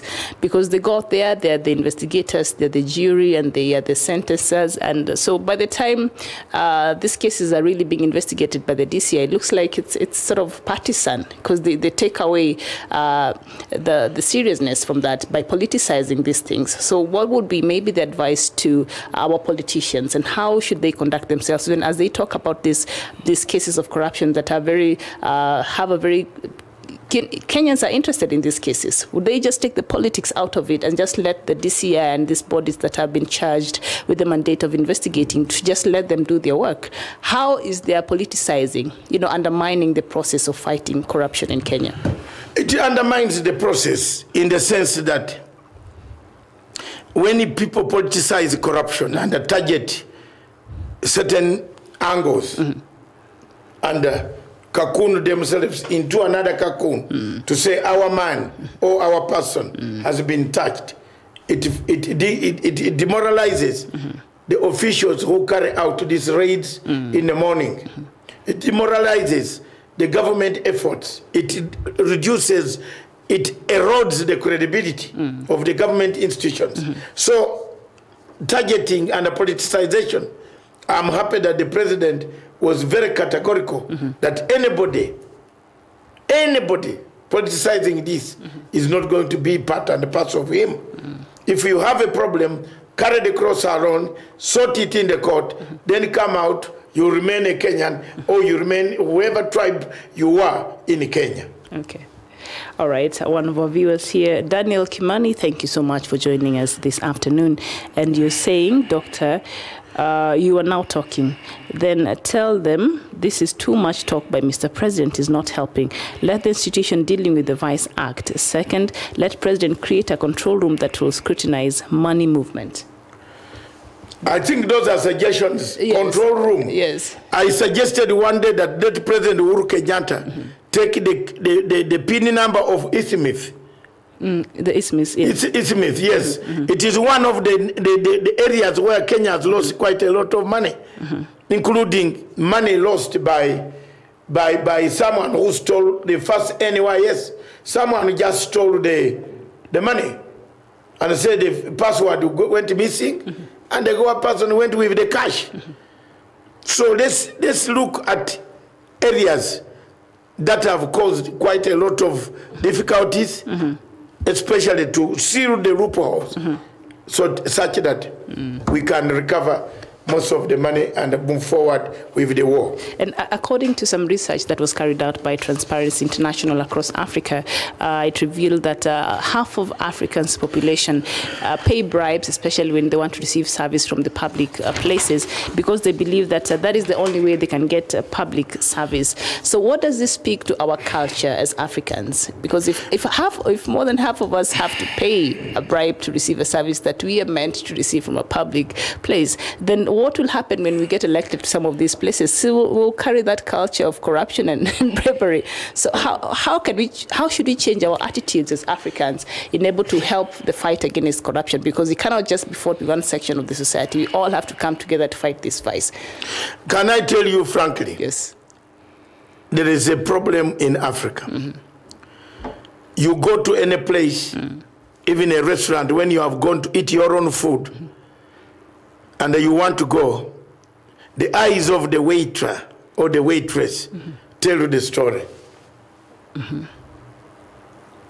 They expect something. Yes. And if you go to that restaurant several times and you want to eat food,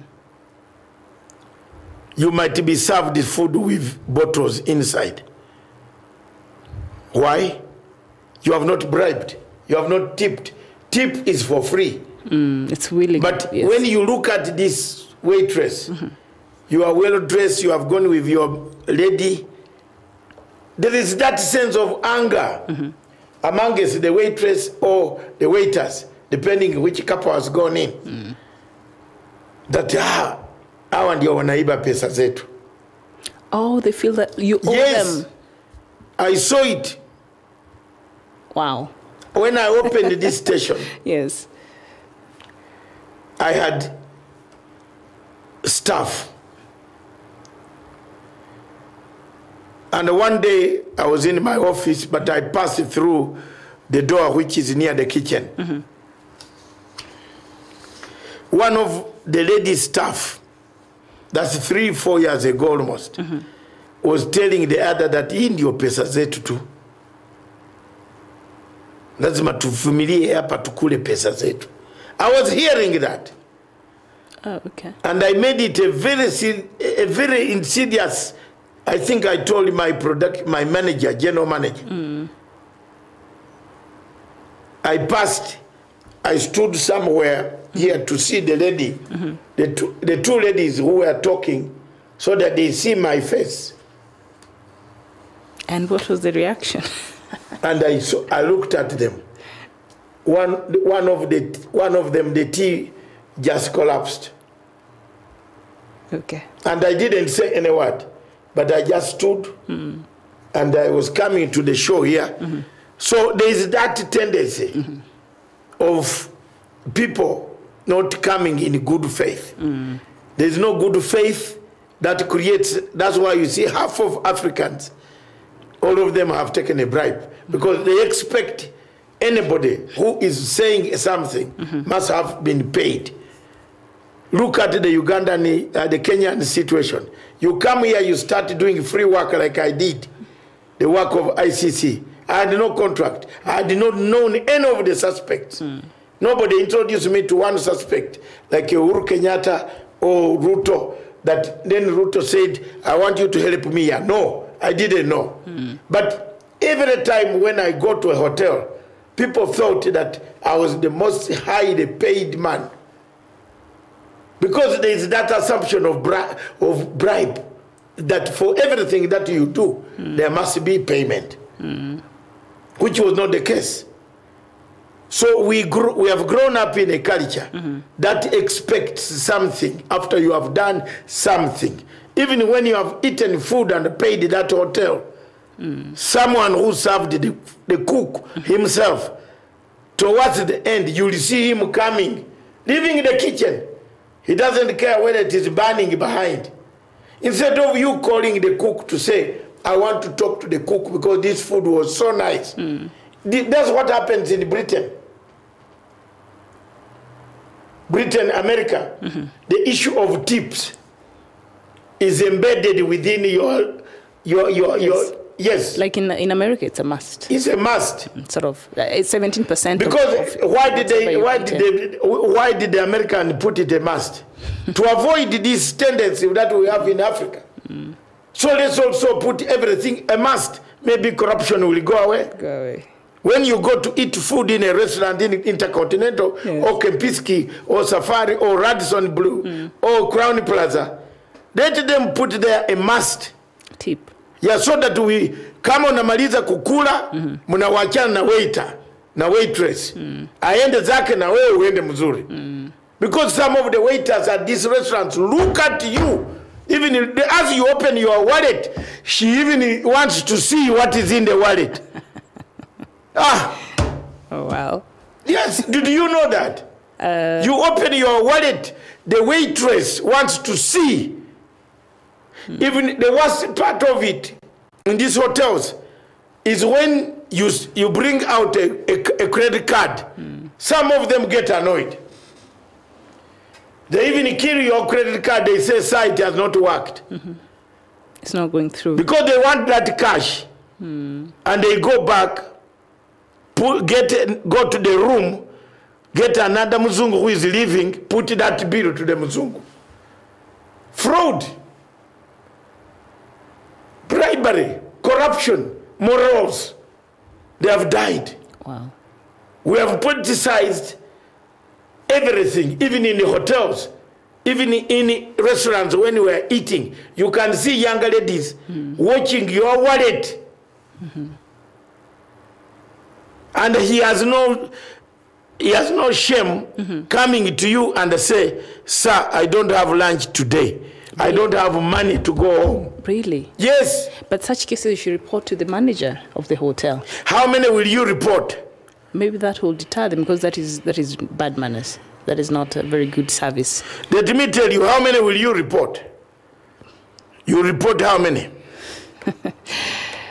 Okay, Cartel, the vehicle, you're saying when you visit any of Arabic countries where aimed today, you may find that corruption is prohibited from every corner of the nation. Government supports their citizen in a situation whereby they provide all the basic requirements for every citizen.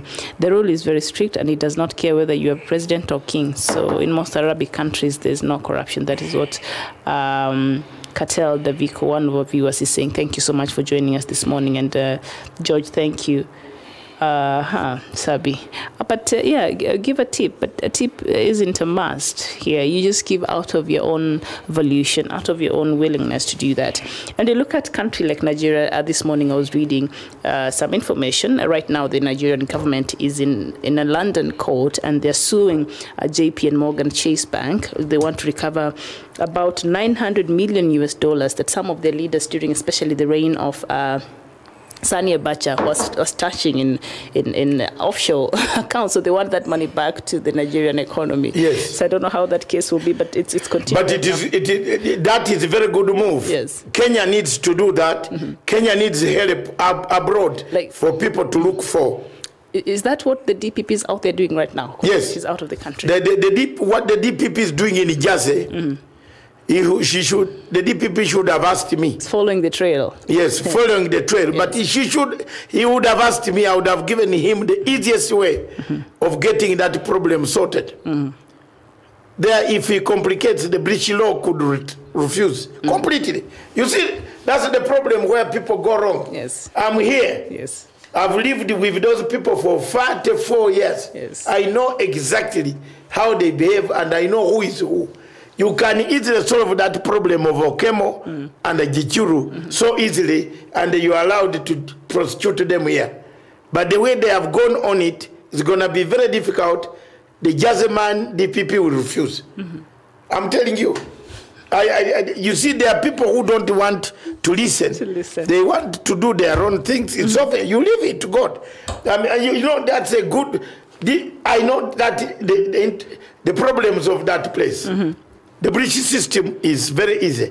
If you don't know somebody, they don't ask you for bribe. But if you don't know someone who can actually just speak on your behalf, you have a problem.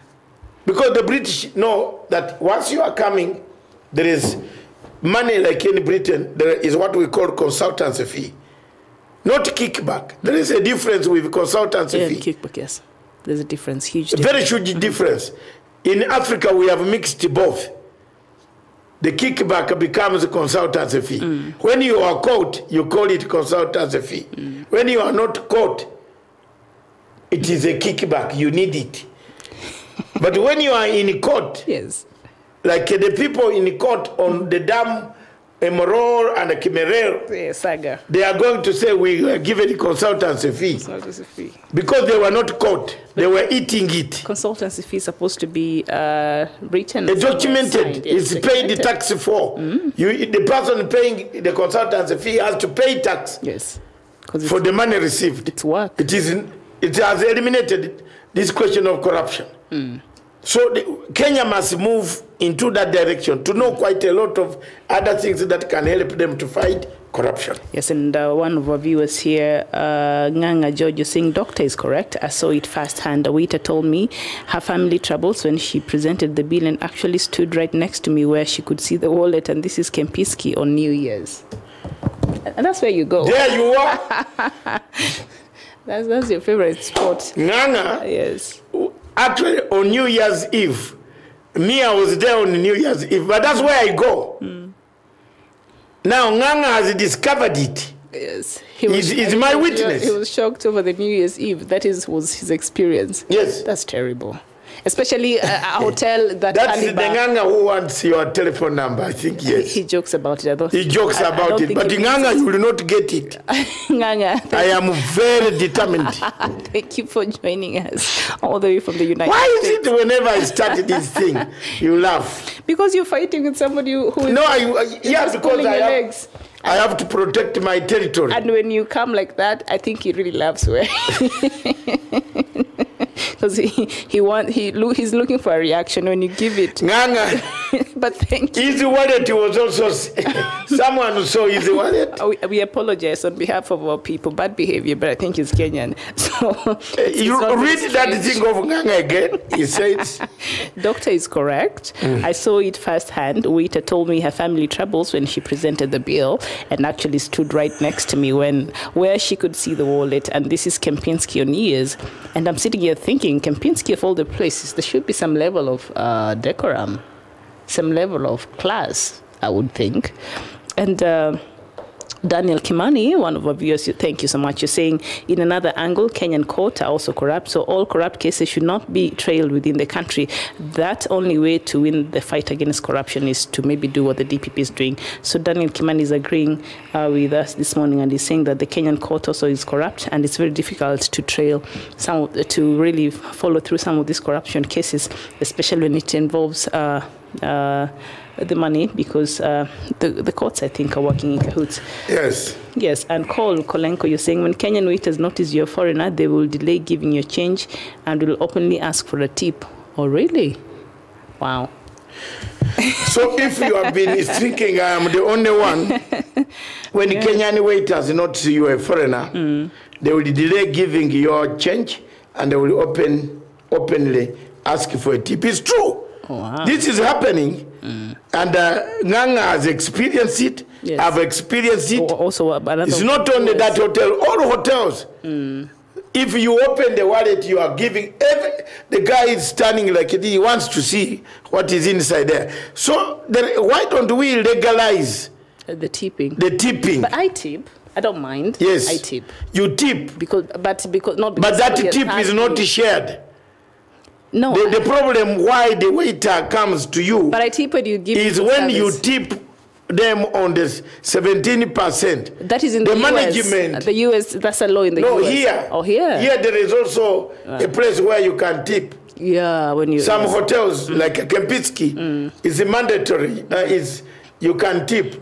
But the problem is that when you tip this money, which is supposed to help the waiters and the waitress, the management eats it. So that's why waiters have come down. Now they have to ask. The amount of corruption that has taken place, the waiters come down to ask for the money. Okay, so that triggers them to ask from the, from the customers. But that does not still justify. And that has encouraged a lot of corruption in this Africa. And you can see and service industry. The service industry is awash of scandals. You know, there are some hotels, sometime back in Panari, in the year 2012, I came here with my daughter.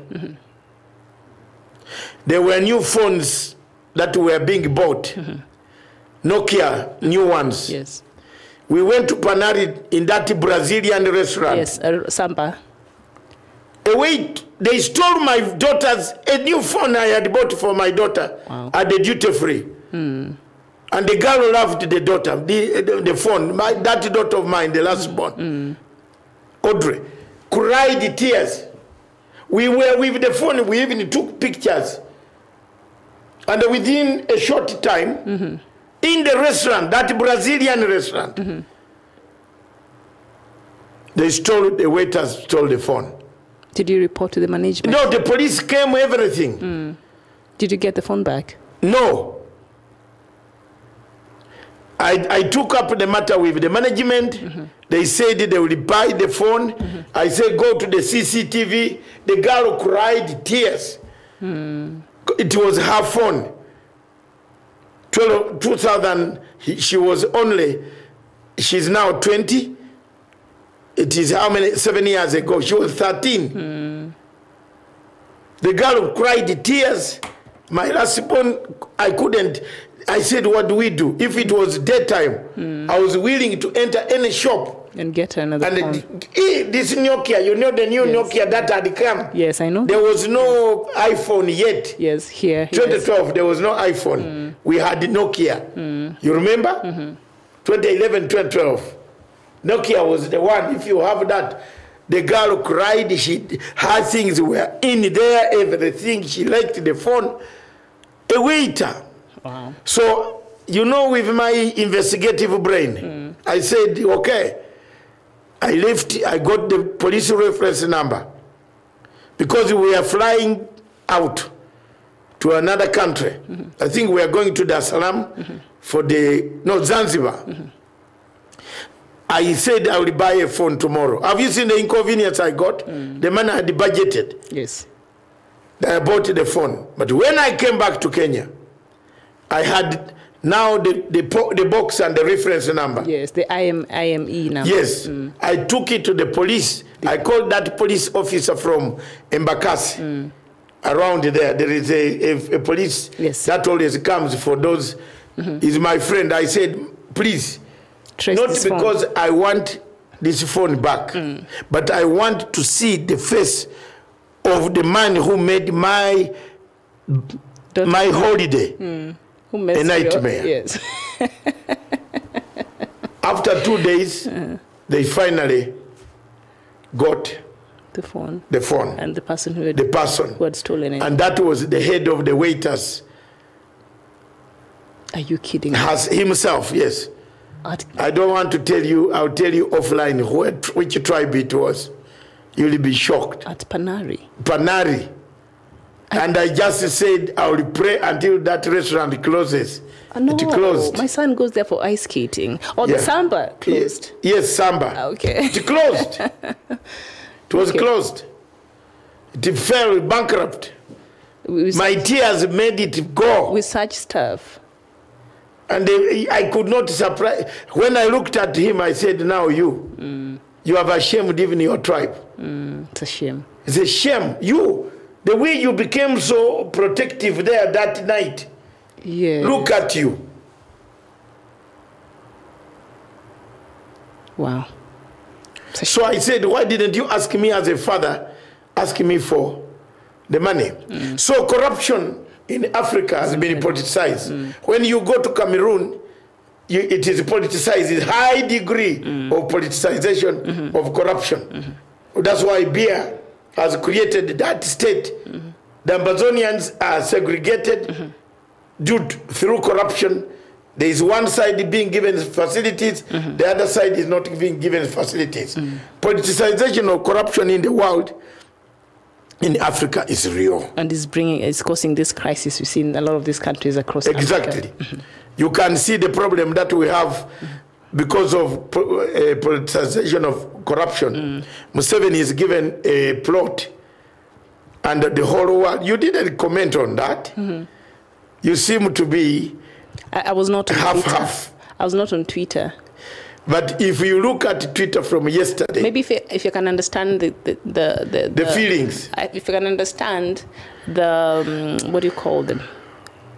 The agreement, I haven't. No, there's no agreement. The land has been there. People are going to call an investor from abroad. Yes. But the president saw it that since these goods will be going to Uganda, anyway, why don't you build your cooperate and then create employment and get a lease of the land for 99 years.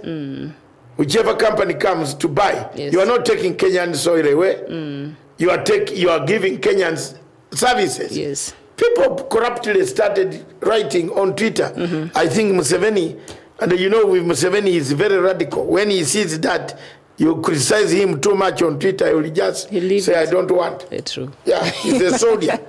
Museveni does not understand. And Johnny Clark said, I ordered a drink and the girl asked for money on hand. And she went missing with my 500 bob. You see? And never got the drink. I had to go to the counter to buy because would not trust any waiter in that place. You see? And then in Bia's kingdom, Bia is the most corrupt man in Africa. He wanted to solve the Amazonian uprising by bribing leaders. Corruption in Africa. In Cameroon, Bia is the most corrupt guy. Did you see even he's one of the ministers that got caught with money? Yes, his minister has touched a house full of money. But thanks God they have been banned from going to United States. That's where they go. Yeah, he's one of the officials. Business, buy things and bring for their families. Their children will not go to the United States ever for education in that place. We want to thank everybody for all what you have been hearing.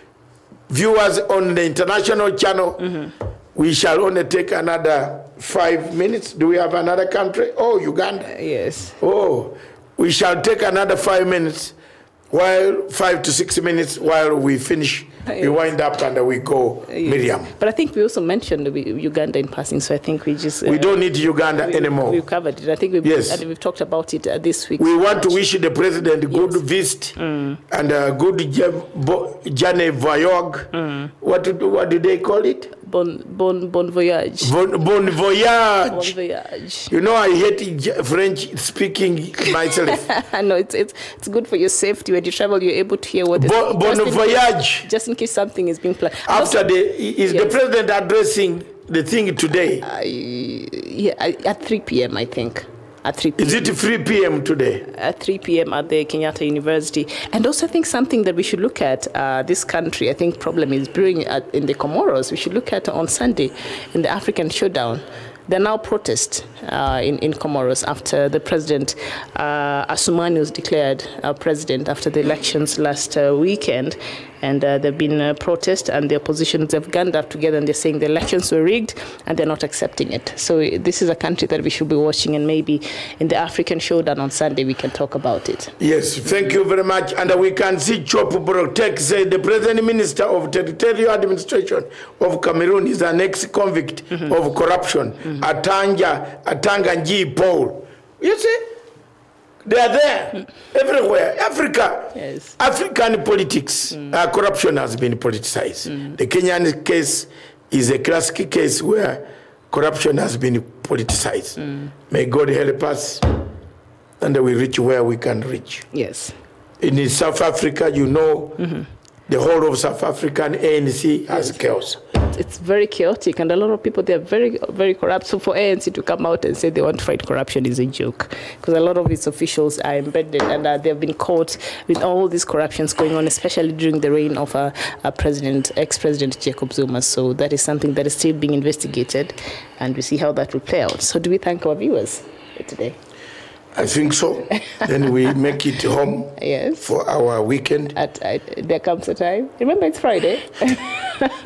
Thank you very much, viewers. But before I leave, I want to read to my viewers a poem. Not a poem, a quote. No, we agreed. It'll be a quote. Yeah, it can be a quote by Sir Winston Churchill.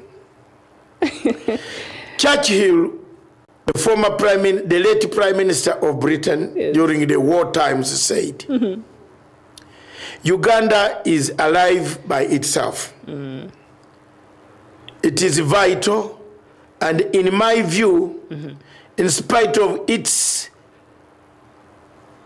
insects and its diseases, it ought in the course of time to become the most prosperous of all our East and Central African possessions, and perhaps the financial driving wheel of all this part of the world. My counsel plainly is, concentrate upon Uganda. Nowhere else will their results be more brilliant, more substantial, or more rapidly realized. That is Winston Churchill in 1904. Wow. He had seen the future. The war prime minister, 1904.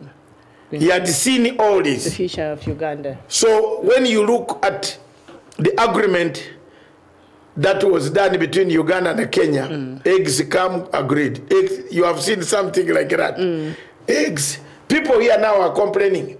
When we are buying Chinese eggs, why do we buy? No, wait. Yes. Chinese have brought their eggs here. Yes. I know they bought fish. That was fish. Everything is coming. What is rice? Everything is coming here. The plastic rice. Have you heard about it? I just want to ask, for those who want to listen to the integration, please go to President Museveni's integration lecture today. And I hope Stephen will bring that, advertise that, that lecture more. Many of you who want to join that lecture, please go early enough. It's 2 hours from now. Enjoy the lecture. We gave our obstacles. For me, I will watch from my bedroom. But Kenya and Uganda has always enjoyed a very healthy relationship. Yes. So whatever we should not have these differences. Yes. Or people writing because the social media that why was the land given. But what do you want to do with the land? Maybe people who are land grabbers are not happy. They wanted that land. They've been to grab again. It's possible. Yes. And Chop broke a pot. You're saying, please include African traditional music and dancing in these programs. African are people of rhythm. I don't even have a rhythm, but I agree with you. Doctor, on the other hand, is pretty good. Yeah, President Museveni's lecture is at 3 p.m. Yes. East African Standard Time in Kenyatta University.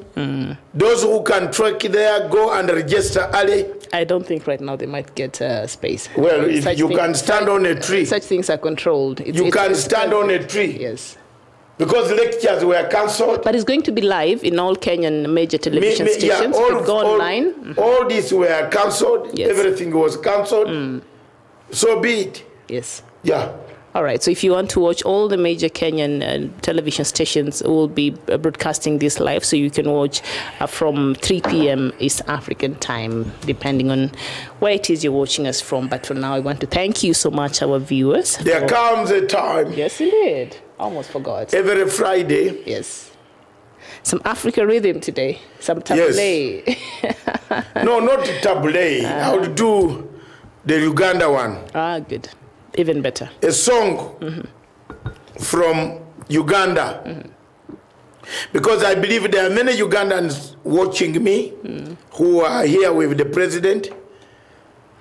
I want to take this opportunity to thank all of you and to thank the people of Kenya for hosting His Excellency President Museveni and for giving him the liberty to see the freedom, the fraternity, the tranquility, the democracy, to see for himself how things work in this nation. I want to thank President Uhuru Kenyatta for having taken the step to invite President Museveni to witness for the last 3 days or so the type of things that go on, the relaxed mood that takes place in this country, the country, the Switzerland of Africa.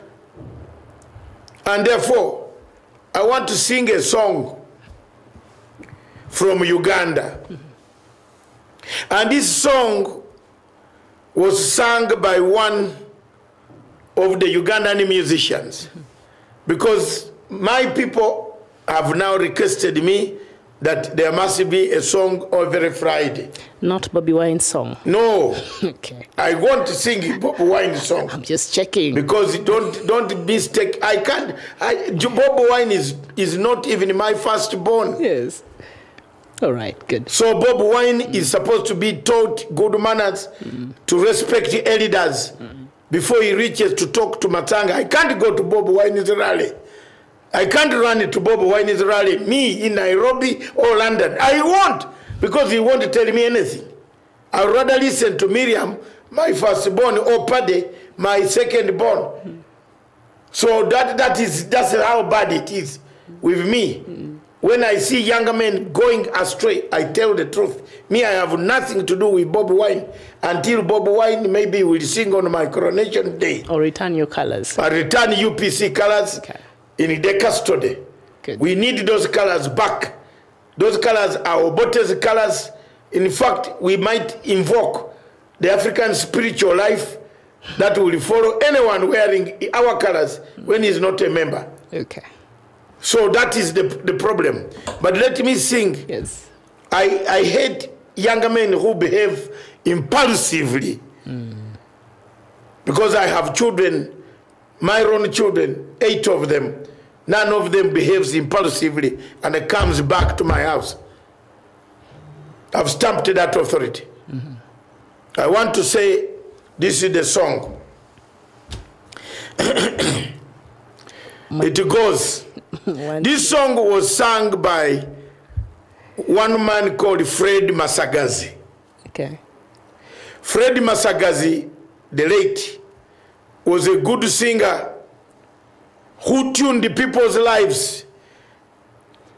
For us who were born in the 50s and grew up when independence was, we saw independence come, like me. Me, I'm not born after independence. I was born before. It means I tasted the milk that was available in an under colonial docket. My dispensary in Buchigai at 3:30 p.m. when my mother dropped me on planet Earth is still there, still stands. So we enjoyed this type of songs. And when I went to senior secondary school, the first girlfriend I had was called Sarah. Sarah, unfortunately, she passed away. For her, she went to Nabumali High School. I went to Manjas High School, where my father left me on the road because of the coup. The first day I entered a senior secondary school in 1971, 25th January, Amin struck and overthrew a government.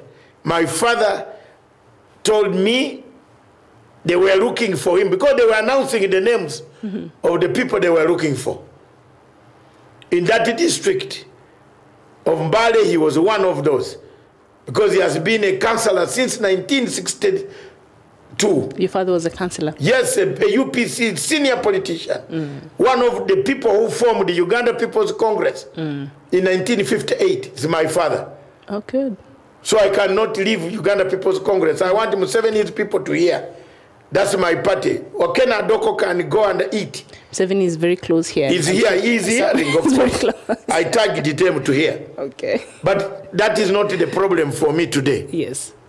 So, that's the problem with my color. I don't have a problem with President Museveni. Indeed. We finished our problem. Unless he has another problem, then we sort it out again.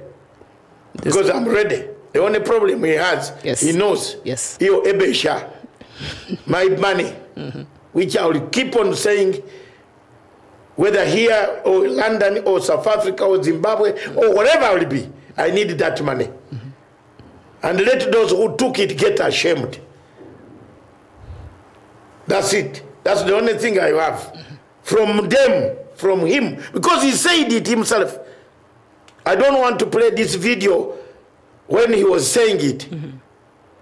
Because I'm very cultured. I don't want to embarrass anybody. I am just asking quietly that money. Because had Konyi killed me, what would I have left for my children? Nothing. Then a man gives you the money, then people eat it. It's embarrassment. Yes, it's not right. Let's come back to the song. To the song, yes, by Freddie Masagazi. You're giving the history behind it. Yes. Yes. My first girlfriend was Sarah. First one, and my father beat me up with my grandmother. I did not want to stress on that, but if you want to because I don't know what you wanted. No, it's okay. So first, very few people tell you the truth. Yes. But then there was a song called by Freddie Masagazi. It goes like this.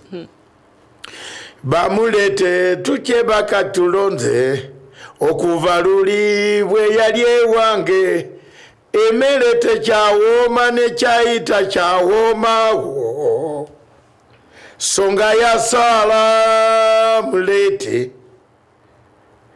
bamulete mangu bamulete sikebaka tulonze okuvaluli bwe yali ewange emelete kyawoma ne kyayita kyawoma wo songa ya Sara mulete bamulete mangu. Can I translate for my international viewers? Even for me here, I need to understand.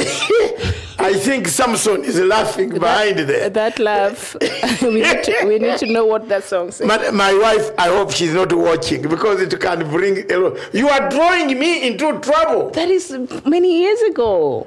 That was 1970. Do you know how long ago that was? 1971. Please tell us what the song means before she watches. 1971. I was in the senior secondary school, senior one. Bamulete tukebaka tulonze okuvaluli bwe yali ewange emelete kyawoma ne kyayita kyawoma wo songa ya Sala mulete iva mulete mangu. I'm a mobilizer, you know that. Can you see this? Translation? Yes, I used to be a mobilizer. I'm a mass mobilizer. Yes. I haven't used my other talent yet. No, I think you. By the way, I was a musician. Okay. At school, a band leader. Vocalist called Veve. And Bismarck is calling you, thinks you're a very good vocalist. Yes. I want to hear the translation. The translation is this. Yes. Please bring Sarah. From the day Sarah saw me and I met her, my heart bleeds and I don't eat food. Even if I eat the food, it doesn't go down the stomach. You know I'm a poet. And I'm asking those Masagazi, Freddie Masagazi was asking, telling the partners to bring Sarah, the only name. So for me to annoy my father that time was to start in the morning in the bathroom to sing the song. Then he could back the door, send you again. So every time we could sing each other. And we used to stay, this Sarah, in the trading center. My father, Idi Amin shops. You know, they gave shops. This is Sarah's shop, the mother's shop, and this is our house. So I could open the window from down and sing. So this is, it reminds me. And serenade her. Serenade. What do you call it? You serenade. You sing. Serenade. You serenade. It's called serenade. By your vocals. By vocals. Okay. And then Sarah could walk out. That was very romantic. Very. By then I did not have this. I was not fat like this. I was slender, handsome, with dimples. Have you seen the dimples here? The dimples have gone because I've grown fat. I've eaten some chips because of the hardships. And hamburger. And the hamburger because of the hardships. But I can sing. I have a guitar. No, that you can do. I have, you know, you have seen my guitar. Yes. So Sarah, professionally, I can play a guitar. Oh no, you're still going I have no problem at all. Doctor? Yes. You're still going to complete this story. Yes. So after you sing, how would Sarah respond from she her house, now responds. She responds exactly the same way. She sings back? Yes, very nicely. Okay. Sings back. You get the point? All right. And she goes to the playground. We meet there. We create journeys for collecting water. Okay. That is how romantic those situations are. Were those days. And we are above, by that time, we were above 18. Yes. Nobody should tell you a lie. These judges in Kenya, these NGO judges that you selected in this court, who have children who are saying they reduce the age to the 16. 16 years. That's these are not very human beings. These are animals from planet Mars. You should return them to Mars. It's a good thing Kenyans have really come out and expressed their... lawyers should block this. Should accept. We have a lot of problem already. Sure. And you want to add a problem? You want to take this state of sex? This is not Netherlands. Systems there. Unless you want to create red districts with that kind of poverty here. It's dangerous. You will create red districts and so many single mothers without parents known. Single teenage mothers. Teenage mothers who have done nothing, who don't know even how to cook food for. Because these young men now, you know, those girls of 16 don't know how to cook food for a husband. They don't even know. They don't even know what they want to be in the future. Yes. Yes. If you have studied psychology like I have. If you want to look at the psychological components of a mind, yes, the mind begins to grow at the age of 18. You start compartmenting it. Maturity. Yes, thinking of what you want to do as a grown-up. Do you want to become an engineer? That time. Yes. But why these type of things are in Britain? It's very simple. Because there are social structures. It's different. That a child can choose not to go through the university, but to choose to play badminton. And proceed with a degree in badminton. So he doesn't need, the structure is already there. But African child needs to grow to that level to choose. I come from a family that has no doctor. But that place, if I do medicine, it will be okay. That is the age of 18. Yes. These judges who made this ruling, if it was Singapore, firing squad, or China. Totally. Yes. Totally. Th have I sung nice? No, thank you. Next week is yours. You have to compose a Luo song. from game.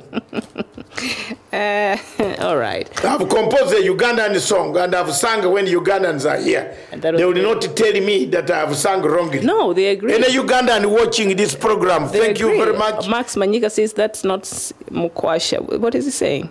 I don't know, something like that. But they agree. You did very well. That is no, Max Manyika is my Mukwasha. And my Mukwasha means brother-in-law. Oh, okay. Yes, because in Zimbabwe, brothers-in-law are called Wakwasha. Ah, okay. Yeah. So Max is correct. I am, you can read some of them have come again. Yeah.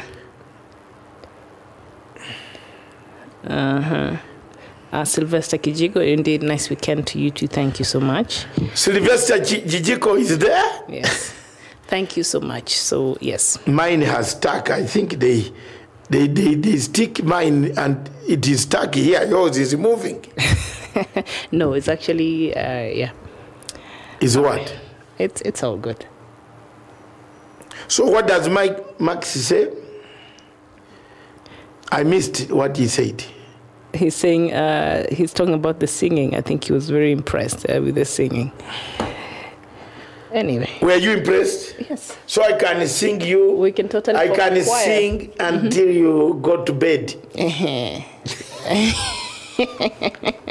That might take a lot of work, but unless you're Jim Reeves. But you did very well. I do Jim Reeves. By the rivers, Babylon. Is that Abbas? I don't want to tire you. By the rivers of Babylon, there we sat down. Oh, we wept when you remember Zion. Good. Oh, good. So with President Museveni, he was singing like this in Fronasa. And the Chikosi Malum, by the rivers of Kagera, there we sat down. Oh, we wept when we remember Kagera. Those fighters of Chikosi Malum 208 KJ, may your souls rest in peace. Chikosi Malum, and those in Fronasa, those who fought through Chikagati, may your souls rest in peace. Yes, people, you know, some of these younger men now running around, they don't know we removed several governments. Yes, Lieutenant General Muzugure, Lieutenant General Black Mamba, Captain Moyo. He was Lieutenant Colonel Moyo. Very powerful guy from Ruvuma. He was our commandant in Mbale sector. Jesus. Ay. Those were the Tanzanian days when TPDF, Tanzanian People's Defenses Forces, occupied, took over, chased a snake that had actually taken part of Kagera. I was working in the Political and Diplomatic Commission of Dan, the late Professor Dan Odada Navdere, the current Professor Yash Tandon, Professor Rugumayo. Have you seen? Dr. Omonyo Jok, Nasa Sira. We are the original, that place. I was there. I worked in the Diplomatic Commission of the Uganda National Liberation Front. We created diplomatic, military, and another one. I was the only man from the side of Chikosi Malum who worked there in that with the late Nasa Sira, the bigger brother of the current minister in Uganda. Maybe he's here in Nairobi now. I don't know. Possibly. That was a great guy. The first passport of mine was given to me by that department. But I was from the Oito Jok flank. Of course, Obote flank had Oito Jok. So we had Lule, our first president. That afternoon, I remember, when the crowds came all the way from the Queen's Tower singing, Twagala Lule, Oba Tufa Tufe. Twagala Lule, Oba Tufa Tufe. We want Lule, whether we die, we die. We want Lule. So the Tanzanians thought it was a joke. These guys were coming to take power. The first time in Uganda's history for power was going to be taken over by masses without guns. Was that time. So the Tanzanians were shooting in the air, but the crowd did not move. The crowd kept on coming towards the city center. The rest became history. You had to shoot back and shoot a bit on dead bodies. Yeah, in order to scare people. That's when the people, if you died, then the Tanzanians had to change the tactic. Rule was removed. We replaced a man called Binaisa. This guy brought what we call politics of umbrella. You have to have an umbrella. That there is no umbrella. You outside the umbrella, rain will finish you. But then the sweetness of this guy, Godfrey Rubinaisa QC, is that he said this seat, Entebbe Ewoma, the seat is very sweet. He kept on giving tenders to his friends. With the current governor of the central bank, Mutabide, was his PA in Entebbe, that Mutabide. The governor of the Uganda Bank now was the PA of Binaisa. That one, after 1.5, 2 months, we overthrow him to Litoa. Yeah, I was all in these things. Then we brought His Excellency President Museveni now with Mwanga. Now these are two factions. Finally, the factions that came from Tanzania with arms remain in power. I'm giving this so that people can know the background. Remain in power. They now came in power for the first time since they departed at Mutukula, and one wing went that way, another wing went into Kampala with Muzuguri. We arrived at the power center when Binaisa wanted to post the current president into an ambassador somewhere. We said, no way. The military commission that was headed by Mwanga, who is pro-Obote, and the deputy Furanasa, which was President Museveni. They combined the forces for the first time in Uganda history. Those forces, military men, combined, they overthrew Binaisa. Put him under house arrest. Later on, exiled him. We created a transitional government of the military commission, headed by Paul Mwanga, and the president current. This deputy is President Yoweri Museveni. Both armed wings. Oito Jok, Okero, Basilio, those are, now these are live things which I'm telling you. Some of us were there. Yes.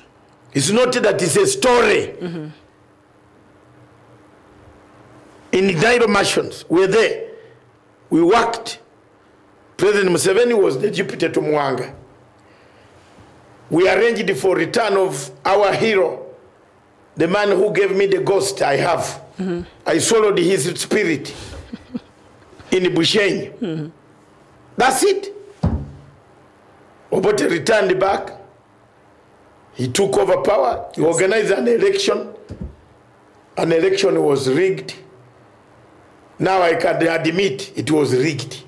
Because I don't want to tell a lie and go with that lie to heaven. We rigged it. We only, it is not rigging, it is gerrymandering.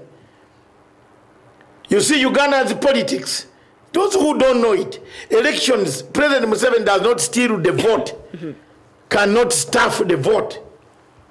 on the ballot, and why Besigye has got it wrong, and they will get it wrong. Even in this 2021, His Excellency is going to win. Museveni has, by 12 midday, it's finito. Because the elections, it has been gerrymandered already. They are busy fighting each other, the opposition, instead of sitting down to rearrange a constitutional review of constituencies. You have a constituency of 150,000 people compared to a constituency in a rural area which has only 10,000 people. Who will win? A government will win in the rural area than in the urban area. So what the government has done, and that is a strategy Mugabe used. Matsanga's strategy.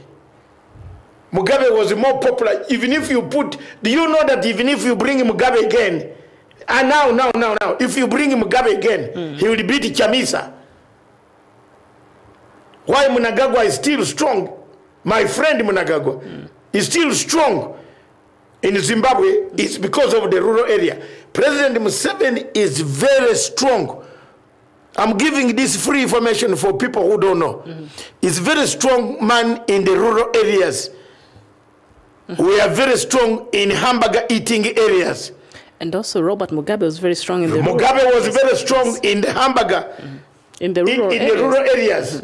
All women in Zimbabwe voted Mugabe, I swear, in the rural area. They never liked this Changarai, that big-headed pumpkin guy. He's the late. I don't like him. In African culture, you don't speak bad of the... No, I will also go the same way. That guy messed my life also.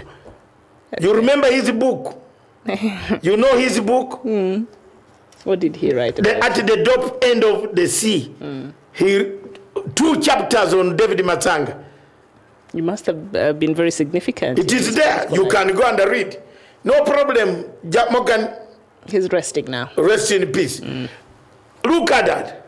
So the politics, like now when people say, oh, this election, how can you take part in an election which is already gerrymandered? It's gerrymandered. I can't be a party to it. And I want to tell you, there is a younger man in my constituency. There are 2 things you cannot do in my life when I'm still alive. You can't win in my constituency without my blessing. Don't you think I'm more powerful? You can't. 2 places. Back in Uganda. The city, the city of Mbale, if I don't give you a blessing, you don't get it. Okay. I didn't know that. Now you better know. And now I know. Thank you very much. Even I learn something new every day. The late Wapakabro fought a battle with me over that. Until I said, James, I am giving you support. Because I have the blood of royal blood of the Bagisu. Bagisu speak the same way I speak. They don't backbite. That's why they support President Museveni today. When they say they will support Obote, they support. They have never diverted their words. No. They supported Obote Elangi, Aluo. Most of my friends are Luos. I've never had Bantu friend. Very few. The only Bantu friend now I'm having here is in Kenya. And even the Luo are my friends. Have you ever had Raila insult me? Have you ever? He doesn't insult me anyway. No, he does. When he's annoyed with Ruto, he tells him off. Yeah, but whatever he says sometimes is based on facts. Yes. For me, Raila will never insult me. He knows. Yes. I'm a friend up to the heart. What we did is still remembered.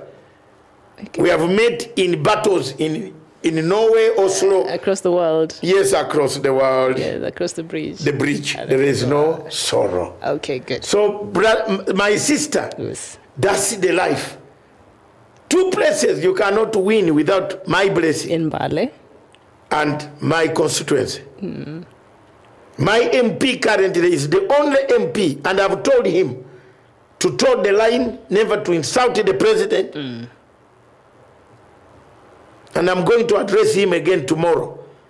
I have heard he's insulting the president, or he's standing on this other side. I've told him, I don't want it. Yes.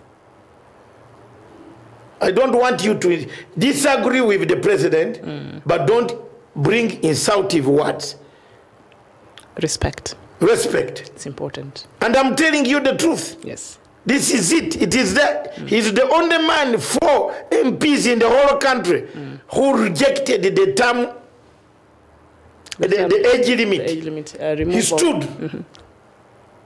Now, I told him, what's your problem? I've now been telling him, cool down. Rule number 102, and let me tell Ugandans, give me 2 minutes. Are you God to determine when a person will die? No. Are you?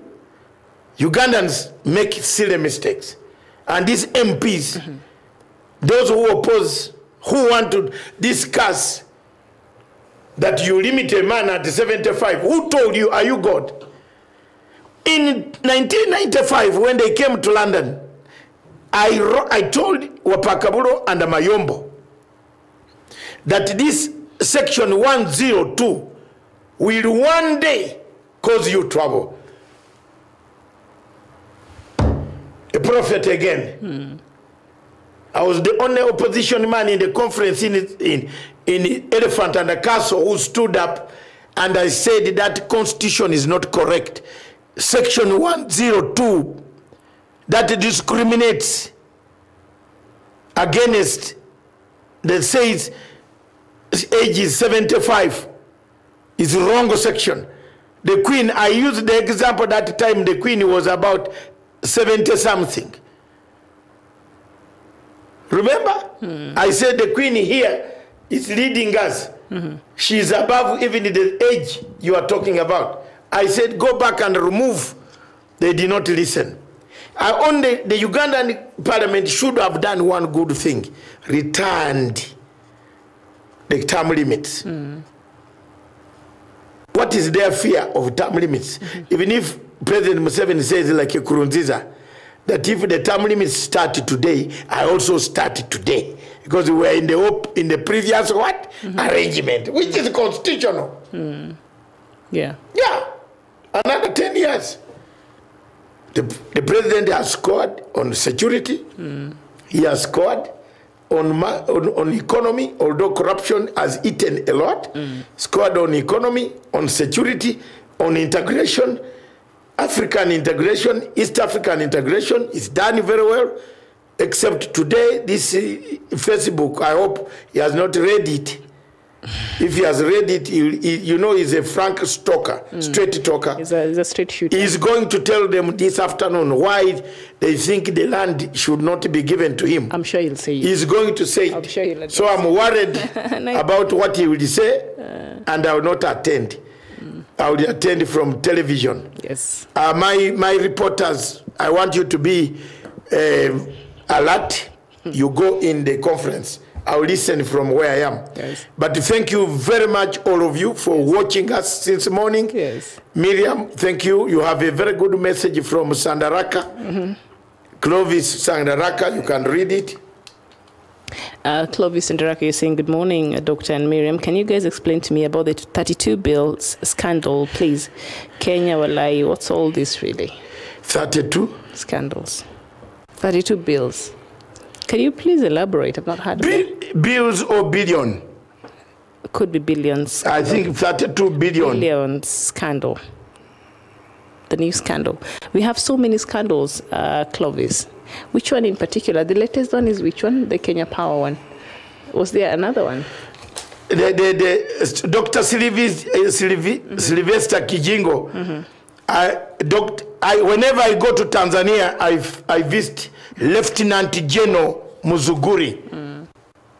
Yes, is still alive, and I used to buy some goods from the what is it called?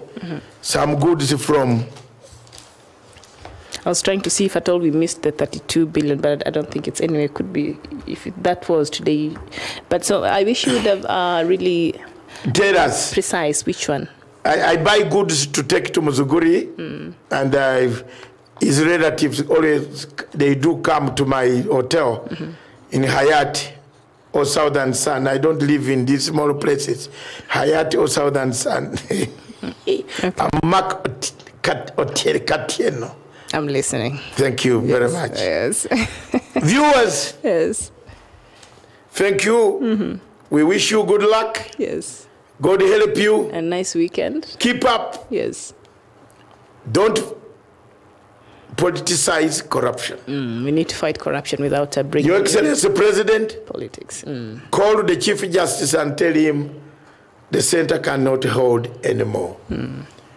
Things have fallen apart in the judiciary. There is no more salt left. The judiciary has become saltless. Yes, omunyo, chumbi imeisha kwa chumbi. Kwa hivyo hakuna chumbi tena. Ladha imeisha kwa chumvi. Ladha imeisha kwa chumbi. Say it in Kiswahili so that Kenyans can hear, Mama, with that good smile. Ama kitumbua kimeingia mchanga. Kitumbua kinaingia mchanga. Imeisha. Basi kitupwe. Hakuna lasha. Haina ladha basi. Ladha hakuna, imeisha. Sasa basi tupwe. Atoke. Aye. There you are. All right. The Chief Justice salt is not salt anymore. Lost its flavor. That is our message today as we conclude. Yes. We look forward to seeing you next on Sunday. For the Africa Showdown. Those radio presenters, radio listeners, a new format of our radio starts this weekend. With new music very early in the morning, 6 o'clock. You just sounded like a DJ right there. Just now. But I am going to be DJing. But Madagascar has a DJ president. Yeah, no, but that Madagascar DJ president cannot manage me. All right. I'm a very good dancer, rumba dancer. You are all purpose. You're all. We are finishing now. Yes. And. Yes, so we want to thank our viewers for having kept us company. We are pushing 3 hours. Thank you so much for your patience. Thank you so much for tuning in. And let's meet here on Sunday for the Africa Showdown with the latest in what is happening in the continent. But for now, I am Miriam Ogutu, and it is bye-bye from me. Bye-bye for me. Bye-bye. God bless you. Yes.